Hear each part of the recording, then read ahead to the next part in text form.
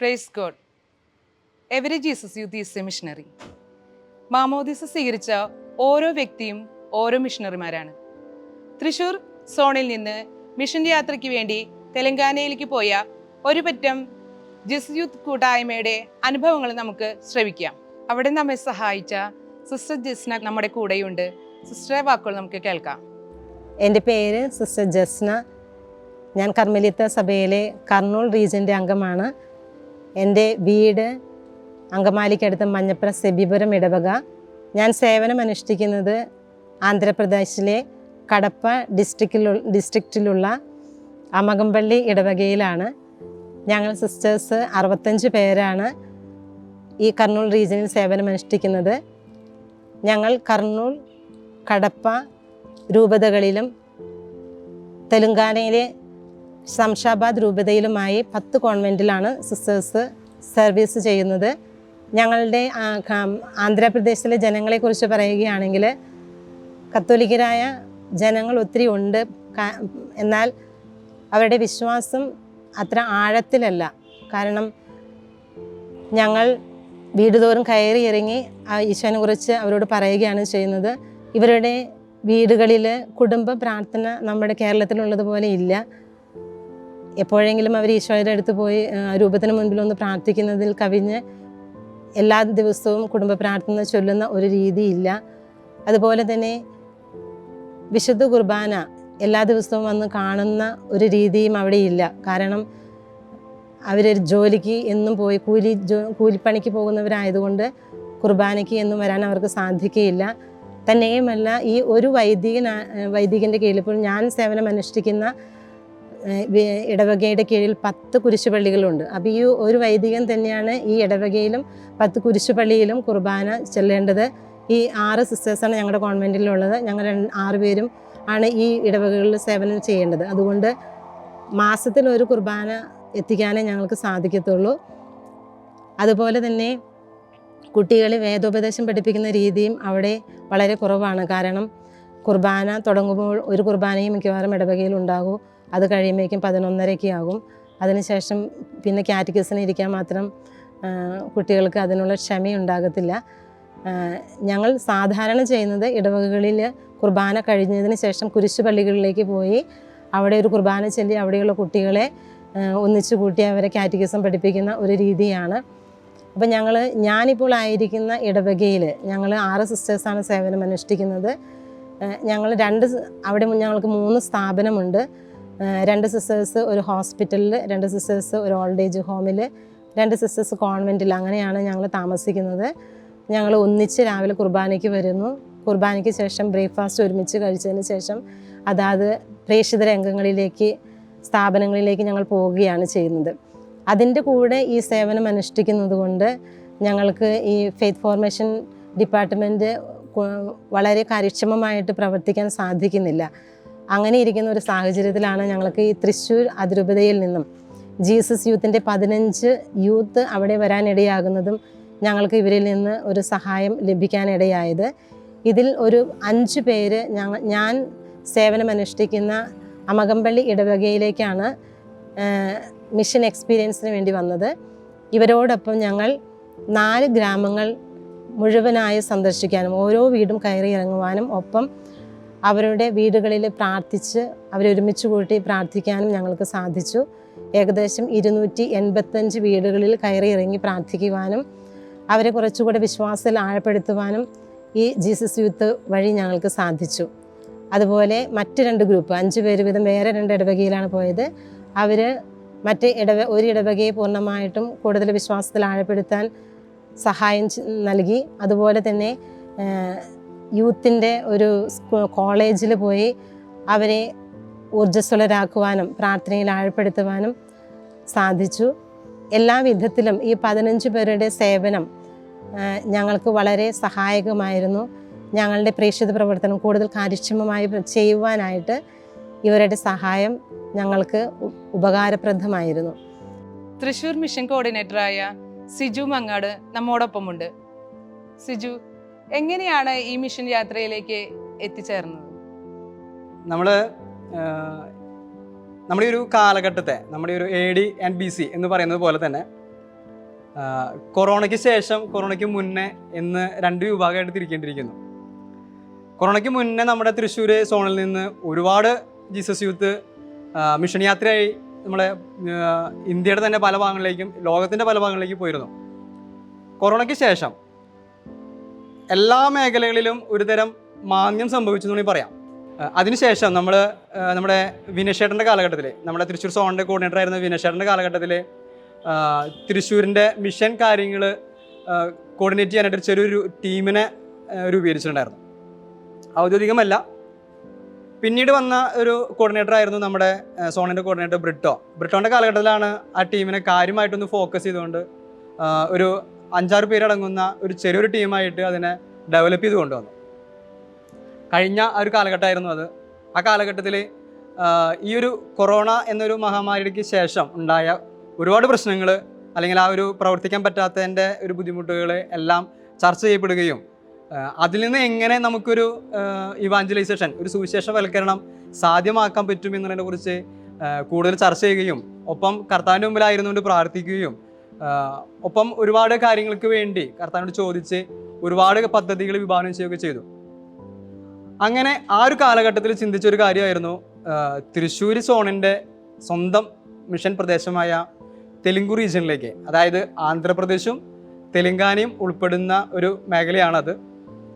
അതാണ് തെലുങ്കു റീജിയൻ എന്ന് പറയുന്നത്. അവിടേക്ക് ഒരു മിഷൻ യാത്ര പോകുവാനായിട്ട് കഴിഞ്ഞ ടൈം മുതലാണ് നമ്മൾ ആ ഒരു കാര്യം കാര്യമായിട്ട് ശ്രദ്ധ കൊടുത്തത്. പക്ഷേ ആ സമയത്തൊന്നും നമുക്ക് അതിനെ പറ്റി സാഹചര്യങ്ങൾ കടന്നു വന്നില്ല. ഈ ഒരു കാലഘട്ടത്തിൽ നമ്മുടെ ജെറിൻ കോർഡിനേറ്ററാണ്. ഈ ഒരു കാലഘട്ടത്തിൽ നമ്മൾ തുടക്കത്തിൽ തന്നെ നമ്മൾ ഈ ഒരു റീകോൺസ്റ്റിറ്റ്യൂഷൻ ശേഷം ഒരു നല്ലൊരു മിഷൻ ടീം തന്നെ ഫോം ചെയ്തു. എൽഡേഴ്സും കോർഡിനേറ്ററും സർവീസ് ടീം അംഗങ്ങളൊക്കെ ഉൾപ്പെടുന്ന നല്ലൊരു ടീം തന്നെ ഫോം ചെയ്തു.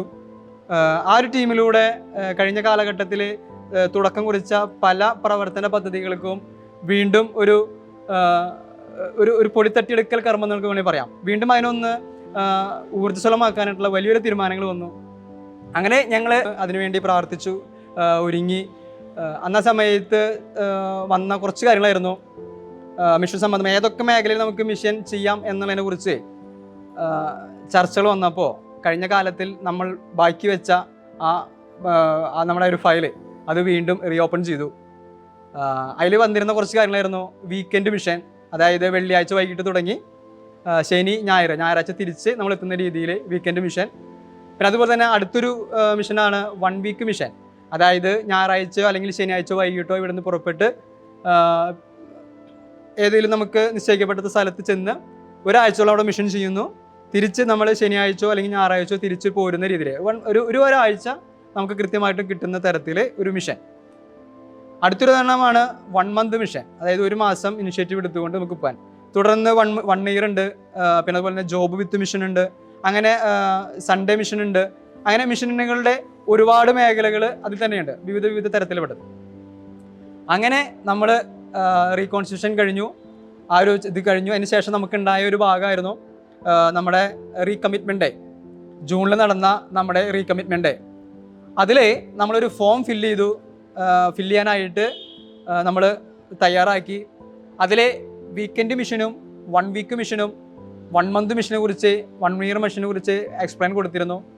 അങ്ങനെ നമ്മൾ ആ ഒരു ഫോം ഫില്ല് ചെയ്യാനായിട്ട് നമ്മളവിടെ വന്ന എല്ലാവർക്കും അത് കൊടുത്തു.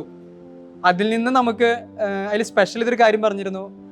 നമ്മുടെ ഓണം വെക്കേഷനാണ് വരുന്നത്. ആ ഓണം വെക്കേഷനിൽ നമുക്കിങ്ങനെ നമ്മുടെ സ്വന്തം സ്ഥലമായ തെലുങ്കു റീജിയനിലേക്ക് നമുക്കൊരു മിഷൻ പോകാനായിട്ട് നമ്മൾ കാര്യമായിട്ട് പദ്ധതികൾ വിഭാവനം ചെയ്യുന്നു. താല്പര്യമുള്ള എല്ലാവർക്കും അതിൽ നോട്ട് ചെയ്യാം, താല്പര്യമുള്ളവർ. അങ്ങനെ ഒരു 34ഓളം പേര് അതിൽ രജിസ്റ്റർ ചെയ്തിരുന്നു. അതിൽ നിന്നൊരു 16ഓളം പേരാണ് നമ്മൾ ആ ഒരു മിഷന് വേണ്ടി തയ്യാറായിട്ട് മുന്നിട്ട് വന്നത്. ആ ഇരിക്കുന്ന 16 പേരാണ് ഈ കാണുന്ന ഇപ്പോൾ നിങ്ങളുടെ മുമ്പിലായിരിക്കുന്ന ഇവരെല്ലാവരും. അങ്ങനെ ആ ഒരു മിഷൻ യാത്ര തുടങ്ങാനായിട്ട് ആ ഫില്ല് തന്നു. ആ ഫില്ല് തന്നതിൽ ആ ഫില്ല് തരാണ്ടായ ഒരു അനുഭവം നമുക്ക് നമ്മുടെ ജോബി ചേട്ടൻ നമ്മുടെ കൂടെ. ജോബി ചേട്ടൻ ആ സമയത്ത് കിട്ടിയപ്പോൾ ഒരു അനുഭവം ജസ്റ്റ് ഒന്ന് പറയാമോ? ഞാൻ ഈ വർഷം റീകമ്മിറ്റ്മെൻറ്റ് ഡേക്ക് ഞങ്ങൾ കുടുംബസമേതമാണ് വന്നിട്ടുണ്ടായിരുന്നത്. ഇത് വന്നപ്പോൾ റീകമ്മിറ്റ്മെൻറ്റിൻ്റെ ലാസ്റ്റ് ഭാഗങ്ങളിൽ വെച്ചിട്ടാണ് നമുക്കൊരു ഫോം തന്നു. ഞങ്ങളത് വായിച്ചു നോക്കിയപ്പോൾ അതിൻ്റെ അടിയിൽ ഇതിൻ്റെ മിഷൻ പോകുവാനായിട്ട് ആഗ്രഹിക്കുന്നവർക്ക് അതിൽ 1 ഇയറിൻ്റെ കോളം ഉണ്ടായിരുന്നു, 1 month കോളം ഉണ്ടായിരുന്നു, 1 week കോളം ഉണ്ടായിരുന്നു. അപ്പോൾ ഞങ്ങൾ ജസ്റ്റ് 1 week ഞങ്ങളൊന്ന് പരസ്പരം നോക്കി ഞങ്ങൾ അതൊന്ന് ടിക്ക് ചെയ്ത് കൊടുത്തു. പക്ഷേ അത് മിഷൻ ടീം അത് സീരിയസ് ആയിട്ടായിരുന്നു എന്നുള്ളത് ഒരാഴ്ച കൊണ്ട് ഞങ്ങൾക്ക് മനസ്സിലായി. കാരണം ഒരാഴ്ച കൊണ്ട് തന്നെ ഞങ്ങൾക്ക് കോള് വന്നു, മിഷന് പോകാൻ റെഡിയല്ലേ എന്ന് ചോദിച്ചിട്ട്. അപ്പോൾ ഞങ്ങൾ പറഞ്ഞു ഞങ്ങളൊന്ന് പ്രാർത്ഥിച്ച് ഒന്നുകൂടി ഒരുങ്ങി തീരുമാനം എടുത്തിട്ട് പറയാമെന്ന് പറഞ്ഞു. അങ്ങനെ ഞങ്ങൾ പ്രാർത്ഥിച്ചു. ഞങ്ങൾക്ക് ഏശയ്യയുടെ പുസ്തകത്തിലുള്ളൊരു വചനം ഒന്നല്ല 2 പ്രാവശ്യം പ്രാർത്ഥിച്ചപ്പോൾ അത് തന്നെയാണ് കിട്ടിയത്. വിജന പ്രദേശത്ത് കർത്താവായ ദൈവത്തിന് വിശാല വീതി ഒരുക്കുവിൻ എന്ന ഒരു വചനം ഞങ്ങൾക്ക് ലഭിക്കുകയുണ്ടായി. അതുപോലെ തന്നെ 8 വർഷം മുന്നേ ഞാൻ ദുബായ് ജീസസ് യൂത്തിൻ്റെ ഔട്ട്റീച്ച് മിനിസ്ട്രിയുമായി ബന്ധപ്പെട്ട് പ്രവർത്തിച്ച സമയത്ത് അതിന് ശേഷം നാട്ടിലേക്ക് മടങ്ങി പോരേണ്ടി വന്നു. ആ സമയത്ത് എൻ്റെ എൽഡേഴ്സും എൻ്റെ ജീസസ് യൂത്ത് സുഹൃത്തുക്കളൊക്കെ പറഞ്ഞു, ജോബി ചേട്ടൻ ഇനി കുടുംബത്തോട് ഒരുമിച്ച് ദൈവത്തിന് വേല ചെയ്യാനാണ് ദൈവം ആഗ്രഹിക്കുന്നുണ്ടാവുക എന്നൊക്കെ പറഞ്ഞു. പക്ഷെ അത് വലിയൊരു കാലയളവിന് ശേഷം ഇങ്ങനെ ഒരു ഇത് വന്നു. അപ്പോൾ ഞാനതിന് ആ തീരുമാനത്തിന് ഞാൻ ഒരു മിഷൻ ടീമിനോട് യെസ് പറഞ്ഞു. അങ്ങനെ ഞങ്ങൾക്കൊരു 3 ദിവസത്തെ ജൂലൈ മാസത്തിൽ ഞങ്ങൾക്കൊരു 3 ദിവസത്തെ ട്രെയിനിങ് സെഷനിലൂടെ ഞങ്ങൾ കടന്നു പോകാനായിട്ട് ഇടയായി. ഓക്കെ, താങ്ക് യു ജോബി ചേട്ടാ. ഇപ്പോൾ ജോബി ചേട്ടൻ ആ ഒരു അനുഭവം പറയായിരുന്നു. ഇതിൽ ഇപ്പോൾ ജോബി ചേട്ടനെ പരിചയപ്പെട്ടു. എനിക്ക് തോന്നുന്നു ഈ ഒരു 16 പേരെയും ജസ്റ്റ് ഒന്ന് പരിചയപ്പെടാമെന്ന് തോന്നുന്നു. ഇതിൽ ഒരുപാട് പേര് നിങ്ങൾ എല്ലാവരും അറിയപ്പെടണമെന്ന് നിർബന്ധമില്ല. ജസ്റ്റ് ഒന്ന് എല്ലാവരും ഒന്ന് പരിചയപ്പെടാം. നമുക്ക് ജസ്റ്റ് അവിടെ നിന്നോട്ട് തന്നെ തുടങ്ങാം. എൻ്റെ പേര് ഷീബ, സ്ഥലം ഒരുമനിയൂർ, പാലയൂർ സബ്സോൺ. ഞാൻ ജോബി, പാരിഷ് ഒരുമനിയൂർ, പാലയൂർ സബ്സോൺ. എൻ്റെ പേര് ബിജോയ് വടക്കൻ, എൻ്റെ വീട് വടൂക്കര, ബസിലിക്ക സബ്സോൺ. എൻ്റെ പേര് അലക്സ്, വീട് കാച്ചേരി, ലൂർദ് സബ്സോൺ. എൻ്റെ പേര് സിജു, വീട് മങ്ങാട്, എരുമ്പപ്പെട്ടി സബ്സോൺ. എൻ്റെ പേര് ഷുജ, എൻ്റെ വീട് മണ്ണത്തി, ലൂർദ് സബ്സോൺ. എൻ്റെ പേര് ജോയ്സൺ, വീട് മറ്റം സബ്സോൺ. എൻ്റെ പേര് സ്മിത, വീട് മറ്റം സബ്സോൺ. എൻ്റെ പേര് ലെവിൻ ജോസഫ്, വീട് പേരക, പാലൂർ സബ്സോൺ. എൻ്റെ പേര് വർഗീസ്, പൂനമുച്ചി പാരിഷ്, മറ്റം സബ്സോൺ. എൻ്റെ പേര് ലിജി വർഗീസ്, ഇടവക കൂനമുച്ചി, മറ്റം ഫൊറോന. എൻ്റെ പേര് ഗ്ലോറി സജീവ്, മറ്റം ഇടവക, മറ്റം സബ്സോൺ. എൻ്റെ പേര് ഏഞ്ചന Celine, Thayyur parish, Velur subzone. എൻ്റെ പേര് ജിതിൻ, അരിമ്പൂർ പാരിഷ്, കണ്ടശങ്കട സബ്സോൺ. എൻ്റെ പേര് മെബിൻ, എറവടവക, Kandassankadavu subzone. Okay, thank you. നമ്മുടെ ഒപ്പം 3 ഫാമിലിയാണ് ഈ ഒരു മിഷൻ യാത്രയിൽ ഉണ്ടായിരുന്നത്. ജസ്റ്റ് ആ ഫാമിലി ജസ്റ്റ് ഒന്ന് പരിചയപ്പെടുത്താം. ജോബി ചേട്ടൻ ആൻഡ് ഷീബി ചേച്ചി ഒരു ഫാമിലി. ജസ്റ്റ് ഒന്ന് കൈ ഒന്ന് പൊന്നിച്ചാണെങ്കിൽ ഓക്കെ, താങ്ക് യു. പിന്നെ നമ്മുടെ കൂടെ ഉണ്ടായിരുന്നത് ജയ്സൺ ചേട്ടൻ ആൻഡ് സ്മിത ചേച്ചി. Okay, thanks. ഒപ്പം തന്നെ വർഗീസ് ചേട്ടൻ ആൻഡ് ലിജി ചേച്ചി. ഓക്കെ, പിന്നെ ഒപ്പം തന്നെ ഉണ്ടായിരുന്ന നമ്മുടെ ഗ്ലോറി ചേച്ചി, നമ്മുടെ തുടക്കം തന്നെ നമ്മുടെ മുമ്പിൽ രംഗപ്രവേശം ചെയ്ത നമ്മുടെ ഗ്ലോറി ചേച്ചി ഒപ്പമുണ്ട്. ആള് കാണുന്ന പോലെ തന്നെ വളരെ പാവമാണ് കേട്ടോ. കാണുമ്പോൾ ഇത്തിരി ഗൗരവം ഫീൽ ചെയ്യുന്നത് മാത്രമേ ഉള്ളൂ. Okay, thank U. ഞങ്ങളുടെ ഒരു യാത്ര എന്ന് പറഞ്ഞു കഴിഞ്ഞാൽ ഏറ്റവും മനോഹരമായിരുന്നു ഞങ്ങളുടെ ഈ ഒരു യാത്ര. നമ്മുടെ ഈ ഒരു മിഷൻ യാത്ര എന്ന് പറയുമ്പോൾ തന്നെ എൻ്റെ ഒരു കാലഘട്ടത്തിൽ ഞാനൊക്കെ ജീവിതത്തിൽ തുടങ്ങിയ ഒരു കാലഘട്ടം എന്ന് പറയുമ്പോൾ ഈ മിഷൻ യാത്ര പോകാന്ന് പറയുന്നത് ഭയങ്കര വലിയ സംഭവമായിട്ടാണ് സത്യത്തിൽ ഞാൻ കണ്ടിരുന്നത്. എനിക്ക് ആഗ്രഹം ഉണ്ടായിരുന്നു ഒരു മിഷൻ യാത്ര പോകാനൊക്കെ ആയിട്ട്. പക്ഷെ ആ സമയത്ത് എനിക്ക് സാധിച്ചിട്ടുണ്ടായിരുന്നില്ല. സത്യം പറഞ്ഞാൽ ഒരു മിഷൻ കോർഡിനേറ്റർ ആവേണ്ടി വന്നു. ഞാനും ആദ്യമായിട്ടാണ് ഒരു മിഷൻ യാത്രയ്ക്ക് പോയത്. അത് ഇവരോടൊപ്പമാണ് ഞാൻ പോയത്. ഈ ഒരു മിഷൻ യാത്രയ്ക്ക് പോകുന്നതിന് മുന്നായിട്ട് നമ്മളൊരു ട്രെയിനിങ് പ്രോഗ്രാമൊക്കെ പങ്കെടുക്കേണ്ട ഒരു ആവശ്യകത ഉണ്ടായിരുന്നു. അങ്ങനെ ഞാൻ ഇതിന് മുന്നേ ട്രെയിനിങ് പ്രോഗ്രാം പങ്കെടുത്തൊരു വ്യക്തിയായിരുന്നു. ഒപ്പം ഈ ഒരു ട്രെയിനിങ് പ്രോഗ്രാമിൽ ഇവരെല്ലാവരും പങ്കെടുത്തിരുന്നു. ആ ഒരു ട്രെയിനിങ് പ്രോഗ്രാമിൻ്റെ ഒരു വിശേഷങ്ങൾ കിടക്കുകയാണെന്ന് വെച്ചെങ്കിൽ നമ്മുടെ ആ സമയങ്ങളിൽ ഒത്തിരി പ്രോഗ്രാമുകൾ നടക്കുന്നൊരു സമയമായിരുന്നു. കോർഡിനേറ്റേഴ്സിൻ്റെ ട്രെയിനിങ്, സർവീസ് ടീം മെമ്പേഴ്സിൻ്റെ ട്രെയിനിങ്, അതിൻ്റെ ഇടയിലായിരുന്നു മിഷന് പോകുന്നവരുടെ ഒരു മിഷൻ ട്രെയിനിങ് സംഭവിച്ചായിരുന്നു. സത്യത്തിൽ എല്ലാ തരത്തിലും സാമ്പത്തികപരമായിട്ട് നല്ല ടൈറ്റ് അനുഭവിച്ചിരുന്ന ഒരു സമയമായിരുന്നു ശരിക്കും ആ ഒരു ട്രെയിനിങ് പ്രോഗ്രാം എന്ന് പറയുന്നത്. അപ്പോൾ ഞങ്ങൾ സർവീസ് ടീം, ഞങ്ങൾ ഉദ്ദേശിച്ചത് സർവീസ് ടീമിനാണ് കേട്ടോ. മിഷൻ സർവീസ് ടീം അതിനുവേണ്ടി പ്രാർത്ഥിച്ചൊരുങ്ങുന്നു, അതിൻ്റെ കാര്യങ്ങൾക്ക് വേണ്ടി ഓടിപ്പടയുന്നു. ആ സമയത്ത് ഞങ്ങളുടെ മുമ്പിൽ പ്രത്യക്ഷപ്പെട്ട ഒരു കാര്യമായിരുന്നു ഫിനാൻസിൻ്റെ മേഖല. ഞങ്ങൾ ജസ്റ്റ് കണക്കൂട്ടി ഏകദേശം നമുക്ക് ഈ പറഞ്ഞ കമ്മിറ്റ്മെൻ്റ് എടുത്ത് എല്ലാവരും എത്താണെന്ന് വെച്ചാൽ നോർമലി ഒരു 30 പേരുടെ നമ്പർ ഞങ്ങൾ ടാർഗറ്റ് ചെയ്തുകൊണ്ടാണ് 30 മുതൽ 50 പേരുടെ നമ്പർ ടാർഗറ്റ് ചെയ്തുകൊണ്ട് ഞങ്ങൾ പ്രോഗ്രാം സ്റ്റാർട്ടിങ് ആവണത്. അങ്ങനെ ആ പ്രോഗ്രാം സ്റ്റാർട്ട് ചെയ്യുന്നതിൽ ഫിനാൻസ് കണ്ടെത്താൻ ശ്രമിച്ചു. ഒരാൾക്ക് ഒരു 600 രൂപ എന്ന പ്രകാരമാണ് ഞങ്ങൾ വർക്കൗട്ട് ചെയ്തത്. കാരണം വെച്ചാൽ അതിന് മുന്നേ അതിന് ശേഷം 2 പ്രോഗ്രാമിനും അവർ കണക്കൂട്ടി കഴിഞ്ഞ് വന്ന ഒരു എമൗണ്ട് 600 ആയിരുന്നു. കോർഡിനേറ്റേഴ്സിൻ്റെ മീറ്റിംഗ് ആണെങ്കിലും ഒരു 650 രൂപ വരെയോളം അവർ അന്ന് പറഞ്ഞിരുന്നു. അപ്പോൾ അങ്ങനെ വെച്ച് നോക്കുമ്പോൾ നല്ലൊരു സംഖ്യ നമുക്ക് വരികയാണ്. ഇത് നമുക്ക് ഈ പ്രോഗ്രാം പങ്കെടുക്കുന്നവരേക്ക് ഇന്ന് സത്യം പറഞ്ഞാൽ മേടിക്കാൻ ഒരു ആഗ്രഹം ഉണ്ടായിരുന്നില്ല. ഈ ഒരു ആഗ്രഹം എൻ്റെ ഉള്ളിൽ മാത്രമായിരുന്നു. അപ്പോൾ ഞാൻ ഈശോയോട് ചോദിച്ചേ, ഈശോയെ നമുക്ക് ഈ ഒരു പ്രോഗ്രാമിന് ഇവരേക്ക് പൈസ മേടിക്കണോ അതോ കണ്ടെത്തിയാൽ മതിയോ? അങ്ങനെ ഞാൻ ചോദിച്ചു ഈശോയുടെ. അപ്പോൾ ശരിക്കും ഈശോ പറഞ്ഞിട്ട് എനിക്ക് ഫീൽ ചെയ്തു, നിങ്ങൾക്കുള്ള പൈസ ഞാൻ ഇടയ്ക്ക് തരും, നിങ്ങൾ അവരേക്കൊന്നും മേടിക്കേണ്ട. പക്ഷേ ഇതെനിക്ക് പറയൊരു ബുദ്ധിമുട്ട് ടീമിൻ്റെ ഉള്ളിൽ. അങ്ങനെ ഞാൻ ടീമിൻ്റെ ഇടയിൽ ഞാൻ പറഞ്ഞു. അപ്പോൾ അവർ പറഞ്ഞു, അത് വേണ്ട, നമുക്ക് അവരുന്ന് ചെറിയൊരു സംഖ്യയിൽ നമുക്ക് മേടിക്കാം, ഒരാളേക്കുന്ന ഒരു പകുതി പൈസയിലും മേടിക്കാമെന്ന് പറഞ്ഞ് അങ്ങനെ തീരുമാനമായി. അങ്ങനെ അത് ഫൈനൽ ആയിക്കുണ്ടായിരുന്നില്ല. ബ്രൗഷിങ് കാര്യങ്ങളൊക്കെ ഇറങ്ങി, എല്ലാവരെയും ക്ഷണിച്ചു, വിളിച്ചു. അവസാന ഘട്ടം പറയുമ്പോഴും ചോദിച്ചു, നമുക്ക് വീണ്ടും ഒന്നൊരു ആലോചിച്ചിട്ട് പോരെ, ഇവരേക്കൊന്ന് മേടിക്കണോ? അങ്ങനെ ഞങ്ങൾ സർവീസ് ടീം തീരുമാനത്തിലേക്ക് എത്തുകയാണ്. അങ്ങനെയാണെങ്കിൽ നമുക്ക് ആരുടെ കയ്യിൽ നിന്നും മേടിക്കണ്ട, നമുക്ക് കണ്ടെത്താം. കാരണം ഇതൊരു മിഷൻ ട്രെയിനിങ് പ്രോഗ്രാം അല്ലേ, അപ്പോൾ നമുക്കിത് കണ്ടെത്താം എന്ന ഒരു തീരുമാനത്തിൽ ഞങ്ങൾ എത്തി. അങ്ങനെ ഞങ്ങളൊരു തലയ്ക്കുന്നുണ്ട് വിളിക്കാൻ തുടങ്ങി. അങ്ങനെ ആ ഒരു മിഷൻ്റെ ഫിനാൻസ് സഹായിച്ച ആൾക്കാരുടെ ലിസ്റ്റ് കണ്ടപ്പോൾ സത്യം പറഞ്ഞ് ഞങ്ങൾ ശരിക്കും ഞെട്ടിപ്പോയി. കാരണം 1000 രൂപ സഹായിച്ചവരുണ്ട്, 500 രൂപ സഹായിച്ചവരുണ്ട്, 300, 250, 50 രൂപ വരെ സഹായിച്ച വ്യക്തികളുണ്ട്. അപ്പോൾ നിങ്ങൾ വിചാരിക്കണം, 50 രൂപ സഹായിക്കുക എത്ര ദാരിദ്ര്യമാണത്? ദാരിദ്ര്യമല്ല, സമ്പന്നതയാണ് ശരിക്കും അവിടെ. ഈ 50 രൂപ സഹായിച്ചിരിക്കുന്നത് ഒരു സ്റ്റുഡൻ്റാണ്. അത് വളരെയധികം ഫീൽ ചെയ്തു ഞങ്ങൾക്ക് ശരിക്കും. ഒരു പഠിക്കുന്ന ഒരു വ്യക്തി ഒരു 50 രൂപ സഹായിച്ചു എന്ന് പറയുമ്പോൾ ഒരു പക്ഷേ ആ വ്യക്തിയുടെ പോക്കറ്റ് മണി എടുത്തിട്ടായിരിക്കും ചിലപ്പോൾ ആ ഒരു മിഷന് വേണ്ടിയിട്ട് സഹായിച്ചിട്ടുണ്ടാകും. എനിക്ക് ഭയങ്കര സന്തോഷം തോന്നി ഈ ഒരു കാര്യം അറിഞ്ഞപ്പോൾ. അങ്ങനെ ഞങ്ങൾ ആ ഒരു ഫിനാൻസ് തുടക്കത്തിലൊന്നും ആയിട്ടുണ്ടായിരുന്നില്ല, പക്ഷേ അതിന് ഒരുപാട് സാമഗ്രികൾ എത്തിക്കേണ്ടിയിരുന്നു. എനിക്ക് തോന്നുന്നു എല്ലാ കാര്യങ്ങളും വളരെ മനോഹരമായിട്ട് എത്തിച്ചെന്നൊരു പ്രോഗ്രാമായിട്ട് എനിക്ക് തോന്നി. നമ്മൾ ആ ഒരു പ്രോഗ്രാം നടത്തിയത് നമ്മുടെ മുണ്ടൂര് നിർമ്മൽ ജ്യോതി സ്കൂളിലെ കോൺവെൻറ്റ് സ്കൂളാണ്. ആ കോൺവെൻറ്റ് സ്കൂളിലാണ്. അവിടുത്തെ ഹെഡ് മിസ്സസ് നല്ല സപ്പോർട്ടുള്ളൊരു സിസ്റ്ററാണ്. എന്താ പറയുക, ശരിക്കും സ്വന്തം സ്ഥലമാണ്. മീൻസ് ആ സ്കൂള് ഏറ്റവും മനോഹരമായ ഒരു സ്കൂളാണ് കേട്ടോ. ആ സ്കൂളാണ് നമ്മുടെ കയ്യിൽ ഏൽപ്പിച്ചത്. ഏറ്റവും സന്തോഷത്തോടു കൂടിയാണ് അവർ ഏൽപ്പിച്ചത്. അവിടുത്തെ എന്താ പറയുക, എല്ലാം ഉപയോഗിച്ചോ എന്ന രീതിയിലാണ് വന്നത്. ഞങ്ങൾക്ക് തോന്നുന്നു ശരിക്കും നമ്മൾ ഒരു പ്രോഗ്രാം സ്ഥലം ഒരു സ്കൂളൊക്കെ എടുക്കുകയാണെന്ന് വെച്ചെങ്കിൽ അവിടേക്ക് വേണ്ട എല്ലാ സാമഗ്രികളും നമ്മൾ എടുപ്പിക്കണം. പ്രത്യേകിച്ച് സൗണ്ട്, പ്രൊജക്ടർ, സാധനങ്ങൾ, ഐറ്റംസ് എല്ലാം ഇതുപോലെ കണ്ടെത്തണം. പക്ഷേ ഇതെല്ലാം സിസ്റ്റർ ഉപയോഗിച്ചോളാൻ പറഞ്ഞിട്ട് നമുക്ക് വിട്ടു തന്നു. എനിക്ക് തോന്നുന്നു അതിലൊക്കെ നല്ലൊരു സാമ്പത്തികം, ശരിക്കും നല്ലൊരു സാമ്പത്തികം നമ്മൾ കണ്ടെത്തേണ്ട ആവശ്യമുണ്ടായിരുന്നു. ഇവിടെ ഒക്കെ നമുക്ക് സാമ്പത്തികം കർത്താവ് ഭംഗിയായിട്ട് ക്രമീകരിച്ച് തരുമായിരുന്നു. അത് കഴിഞ്ഞു. അതിനുശേഷം ആ പ്രോഗ്രാം തുടങ്ങുകയാണ്. പ്രോഗ്രാം തുടങ്ങണ അന്ന് ഞങ്ങൾ ആദ്യത്തെ ദിവസമായിട്ട് എത്ര പേര് എത്തുന്ന കാര്യത്തിൽ കൺഫേം ആയിട്ടുണ്ടായിരുന്നില്ല. നോർമലി ഞങ്ങളൊരു 30 മുതൽ 50 വരെ പ്രതീക്ഷിച്ചിട്ടുണ്ട്. അപ്പോൾ അവരെല്ലാവരും രജിസ്ട്രേഷൻ ഏകദേശം 6 മണിയാകുമ്പോഴേക്കും ക്ലോസ്ഡ് ആകും. അത് കഴിഞ്ഞ് നമുക്ക് ഭക്ഷണം വയ്ക്കാം എന്നൊരു തീരുമാനത്തിലാണ് ഇരുന്നായിരുന്നത്. അങ്ങനെ 6 മണി 6:00 കൂടി രജിസ്ട്രേഷൻ ക്ലോസ്ഡായി.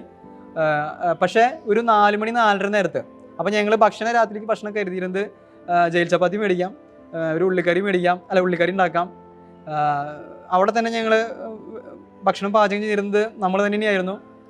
അങ്ങനെ ചെയ്യാം എന്ന പ്ലാനിലോട് കൂടിയാണ് ഞങ്ങളെല്ലാം റെഡി ആയിരുന്നത്. ഞങ്ങൾ സർവീസ് ടീം മുഴുവനായിട്ടും കിച്ചണിൽ ഞങ്ങൾ പ്രവർത്തിക്കാനായിട്ട് തയ്യാറായിരുന്നു. ഞങ്ങളൊപ്പം നിന്നായിരുന്ന എൻ്റെ സർവീസ് ടീം മുഴുവനും ആ ഒരു സമയത്ത് കിച്ചണിൽ വർക്ക് ചെയ്യാൻ ആ ഒരു ലെവലിലാണ് ഞങ്ങൾ എത്തിയിട്ടുണ്ടായിരുന്നത്. അപ്പോൾ ഏകദേശം ഒരു 4:30 നേരമായപ്പോൾ ഞങ്ങൾക്കൊരു കോൾ വരികയാണ്. നമ്മുടെ മുന്നത്തെ കോർഡിനേറ്റർ വിനേഷ് ചേട്ടൻ വിളിക്കുകയാണ്, എടാ സിജു, നമുക്ക് ഭക്ഷണത്തിൻ്റെ കാര്യം നമ്മളിങ്ങനെ ക്രമീകരിച്ചെന്ന് ചോദിച്ചു. അപ്പോൾ വൈകുന്നേരത്തേക്ക് ചപ്പാത്തി, ഒരു ഉള്ളി ചാക്കിൻ്റെ ഉള്ളിൽ ഒരു കോഴി പെടുന്നു, അത്രേ ഉദ്ദേശമുള്ളൂ. അങ്ങനെ വളരെ സിമ്പിളായിട്ട് ഞാൻ കറിയുടെ ഒരു മെനു പറഞ്ഞു കൊടുത്തു. അപ്പോൾ ചേട്ടൻ പറഞ്ഞു, ഒരു കാര്യം ചെയ്യേ, നമുക്ക് ഒരു ചേട്ടൻ നമുക്ക് ആളുടെ വീട്ടിലെ കൊച്ചിൻ്റെ മാമോദിസ കഴിഞ്ഞു. ആളുടെ ജസ്യൂത്താണ് കൊച്ചിൻ്റെ മാമോദിസ. അപ്പം മാമോദിസയ്ക്ക് ഭക്ഷണം വെച്ചത് കുറച്ച് കൂടുതലുണ്ട്, അത് നമുക്ക് തരാനായിട്ട് ചോദിച്ചിരുന്നു, എന്താ വേണ്ടതെന്ന് ചോദിച്ചു. അപ്പോൾ ഞാൻ വിനിഷേട്ടൻ പറഞ്ഞു, ചേട്ടൻ എന്താ ഇങ്ങനെ ഒരു മുഖവരുടെ ആവശ്യം, ധൈര്യമായിട്ട് കൊടുത്തോളാൻ പറയേ. അങ്ങനെ വിനിഷേട്ടൻ ആ ചേട്ടൻ അടുത്ത് പറഞ്ഞു. നമുക്കൊരു ഏകദേശം ഒരു 7:30 ആകുമ്പോഴേക്കും ഭക്ഷണം എത്തി. ഞാൻ വിചാരിച്ചു ഒരു പ്രോഗ്രാം കഴിഞ്ഞിട്ട് ബാക്കി ഒരു മീൻസ് അധികം വന്ന ഭക്ഷണമല്ലേ, അധികം എങ്ങനെ അത് നമുക്ക് നിർവചിക്കാൻ പറ്റുന്നില്ല. അപ്പോൾ അങ്ങനെ നമുക്ക് ചോറ് 1-2 കറികൾ അത്രയ്ക്ക് നമ്മൾ പ്രതീക്ഷിച്ചുള്ളൂ. പക്ഷേ ഏകദേശം ഞങ്ങളെ പോലും ഞെട്ടിച്ചുകൊണ്ട് ഏകദേശം ഒരു 7:30 നേരത്താണ് ഫുഡ് അവിടെ എത്തിയത്. അത്യാവശ്യം വലിയൊരു വണ്ടിയിലാണ് വന്നത്.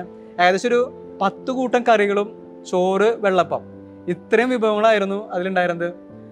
സത്യം പറഞ്ഞു കഴിഞ്ഞാൽ ചപ്പാത്തിയും ചെറിയൊരു ഉള്ളിക്കറി കൊണ്ട് അവസാനിപ്പിക്കാൻ ഞങ്ങൾ ആഗ്രഹിച്ച ആ ഒരു പ്രോഗ്രാമിൻ്റെ തുടക്കം തന്നെ വളരെ ലാവിഷായിട്ടായിരുന്നു കാര്യങ്ങൾ കടന്നുപോയത്. എനിക്ക് തോന്നുന്നു ആ ഒരു പ്രോഗ്രാമിൻ്റെ വിശേഷങ്ങളിലേക്ക് കൂടുതൽ പറയാനായിട്ട് നമ്മുടെ കൂടെ നിൽക്കുന്നവർക്കായിരിക്കും ഒന്നും കൂടി ഭക്ഷണത്തിന് വിശേഷം മാത്രമല്ല പ്രോഗ്രാമിൻ്റെ മൊത്തം വിശേഷങ്ങൾ പറയാനായിട്ട് നമ്മുടെ കൂടെ നിൽക്കുന്നവർക്ക് നമുക്ക് ചോദിക്കാം. മിഷൻ എങ്ങനെയാണ് തുടങ്ങുക, എങ്ങനെയൊക്കെ അവിടെ ചെയ്യേണ്ട കാര്യങ്ങളെന്ന് പറഞ്ഞ ഒരു ട്രെയിൽ ഞങ്ങൾക്ക് 3 സ്ഥലങ്ങളായി തിരിച്ചു. തൃശ്ശൂരിൽ തന്നെ അവിടേക്ക് പോയി അവിടെ മിഷൻ ചെയ്തു. വൈകുന്നേരത്തോടു കൂടി അത് ക്ലോസ് ചെയ്യുകയും ചെയ്തു. മിഷൻ പ്രോഗ്രാമുമായി ബന്ധപ്പെട്ട് ഒരു ട്രെയിനിങ് പ്രോഗ്രാം ഉണ്ടെന്ന് പറഞ്ഞപ്പോൾ സത്യം പറഞ്ഞാൽ ആദ്യം ഒരു വിഷമമാണ് തോന്നിയത്. 1 വീക്ക് മിഷന് വേണ്ടിയിട്ട് ഒരു 2 days ട്രെയിനിങ് പോകാമെന്ന് പറഞ്ഞപ്പോൾ അത് ഇത്തിരി ബുദ്ധിമുട്ട് പോലെയാണ് എനിക്ക് ആദ്യം തോന്നിയത്. പക്ഷെ അവിടെ പോയി കഴിഞ്ഞ് മിഷന് യാത്ര പോയവരുടെ എക്സ്പീരിയൻസ് ഒക്കെ കേട്ട് കഴിഞ്ഞപ്പോൾ നമുക്കൊരു കോൺഫിഡൻസ് വന്നു. അപ്പം ഞങ്ങളെ സംബന്ധിച്ച് ആദ്യം ഉണ്ടായിരുന്ന ഒരു ആശങ്ക എന്ന് പറഞ്ഞാൽ നമ്മൾ തെലുങ്ക് ഭാഷ അറിയാതെ അവിടെ പോയി എന്ത് ചെയ്യാനാ, ഭാഷ ഒരു പ്രശ്നമാണല്ലോ, ആ ഒരു ടെൻഷനായിരുന്നു ഏറ്റവും കൂടുതലുണ്ടായിരുന്നത്. പക്ഷെ അവിടെ ചെന്ന് ഞാനൊരു എൽഡറോട് ഇതുപോലെ ചോദിച്ചപ്പോൾ എന്നോട് പറഞ്ഞൊരു കാര്യം, തോമസ് ലീഹ മലയാളം അറിഞ്ഞിട്ടാണോ കേരളത്തിലേക്ക് വന്നത്? ആ ഒരു ചോദ്യമാണ് എന്നോട് ചോദിച്ചത്. അത് ഭയങ്കര ഒരു കോൺഫിഡൻസ് നൽകി. ശരിയാണല്ലോ, മലയാളം അറിയാത്തൊരു തോമസ് ലീഹ കേരളത്തിൽ വന്നല്ലോ എന്നുള്ളൊരു കോൺഫിഡൻസ് ഞങ്ങൾക്ക് കിട്ടി. മാത്രമല്ല അന്ന് ട്രെയിനിങ്ങിൽ ഇന്ത്യയുടെ ഒരു മാപ്പ് വരച്ച് നമ്മുടെ ടീം അംഗങ്ങളെല്ലാവരും അതിന് ചുറ്റും ഇരുന്ന് ഓരോ റീജിയന് വേണ്ടിയിട്ട് നമ്മളന്നൊരു ഇൻ്റർസെഷൻ നടത്തിയിരുന്നു. അത് ഭയങ്കര ഒരു ഫീൽ ചെയ്തു. നമ്മൾ ശരിക്കും ആ മേഖലകളിൽ എത്തി ഒരു മിഷൻ പ്രവർത്തനം നടത്തുന്ന ഒരു ചൈതന്യം ആ സമയത്ത് ഞങ്ങൾക്ക് എല്ലാവർക്കും ഉണ്ടായിരുന്നു. അതിനുശേഷം 1-to-1 ഇവാഞ്ചലൈസേഷനെ പറ്റി ക്ലാസ്സുകൾ ഉണ്ടായിരുന്നു.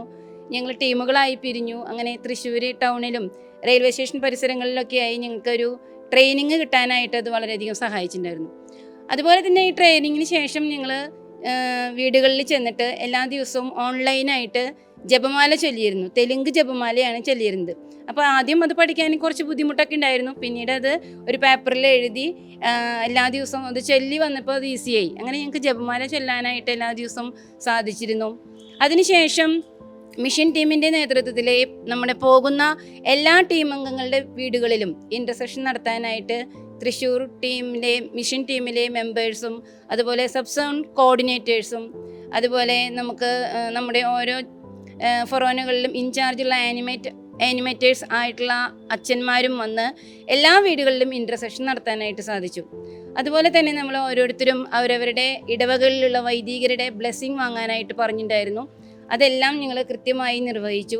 അങ്ങനെ ഒരു മിഷൻ യാത്രയ്ക്ക് പരിപൂർണമായിട്ടൊരു സജ്ജമാവാനായിട്ട് അതൊക്കെ ഞങ്ങൾ സഹായിച്ചു. അതിനുശേഷം ഓഗസ്റ്റ് 15-ാം തീയതി ഞങ്ങളെല്ലാവരും ബിഷപ്പ് ഹൗസിലെ ഒരുമിച്ച് ചേരാനും ബിഷപ്പിൻ്റെ ഒരു അനുഗ്രഹത്തിനായി ഒത്തുചേരാനുമായിട്ടൊരു തീരുമാനം എടുക്കാനുണ്ടായത്.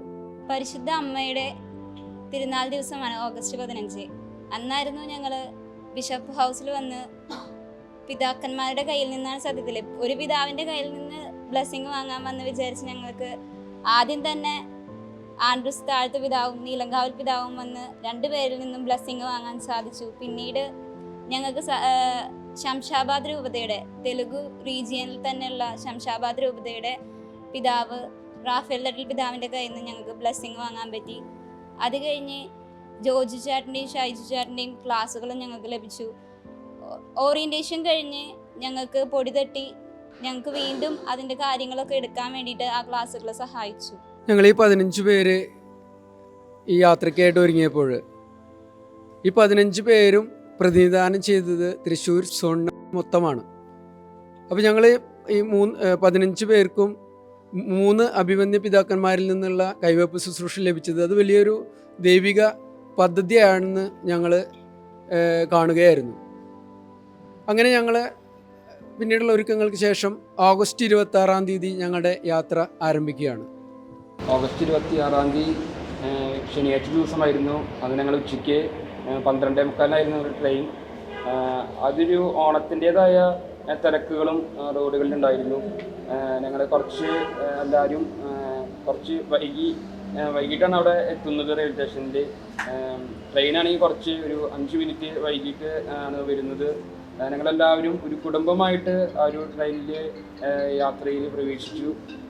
ട്രെയിൻ യാത്രയിൽ ഞങ്ങൾ പ്രാർത്ഥിച്ചും ജപമാല ചൊല്ലിയും ഞങ്ങൾ പോകുന്ന മിഷൻ ആ ഒരു സ്ഥലത്ത് സമർപ്പിച്ചു ഞങ്ങൾ പ്രാർത്ഥിക്കുകയും അതുപോലെ തന്നെ ഞങ്ങളുടെ വീട്ടിലെ വിശേഷങ്ങളും മറ്റുമായി പങ്കുവെച്ച് ഞങ്ങളൊരു യാത്രയായിരുന്നു. ഞങ്ങൾ 27-ാം തീയതി ഉച്ചയോടുകൂടി ഏകദേശം ഈ ഞങ്ങൾ സ്റ്റാർട്ടിങ് ചെയ്ത ഒരു 12:45 മണിയോടുകൂടി ഞങ്ങൾ സിക്കന്ദരാബാദ് റെയിൽവേ സ്റ്റേഷനിൽ എത്തുകയായിരുന്നു.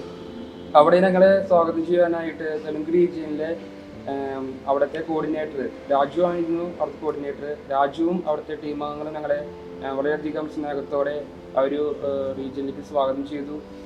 ഞങ്ങൾ ഫ്രഷായിട്ട് അവിടെ വിശുദ്ധ കുർബാനയ്ക്ക് പോയി. Saint Francis college for women ആയിരുന്നു ഞങ്ങൾ പോയിട്ടുണ്ടായിരുന്നത്.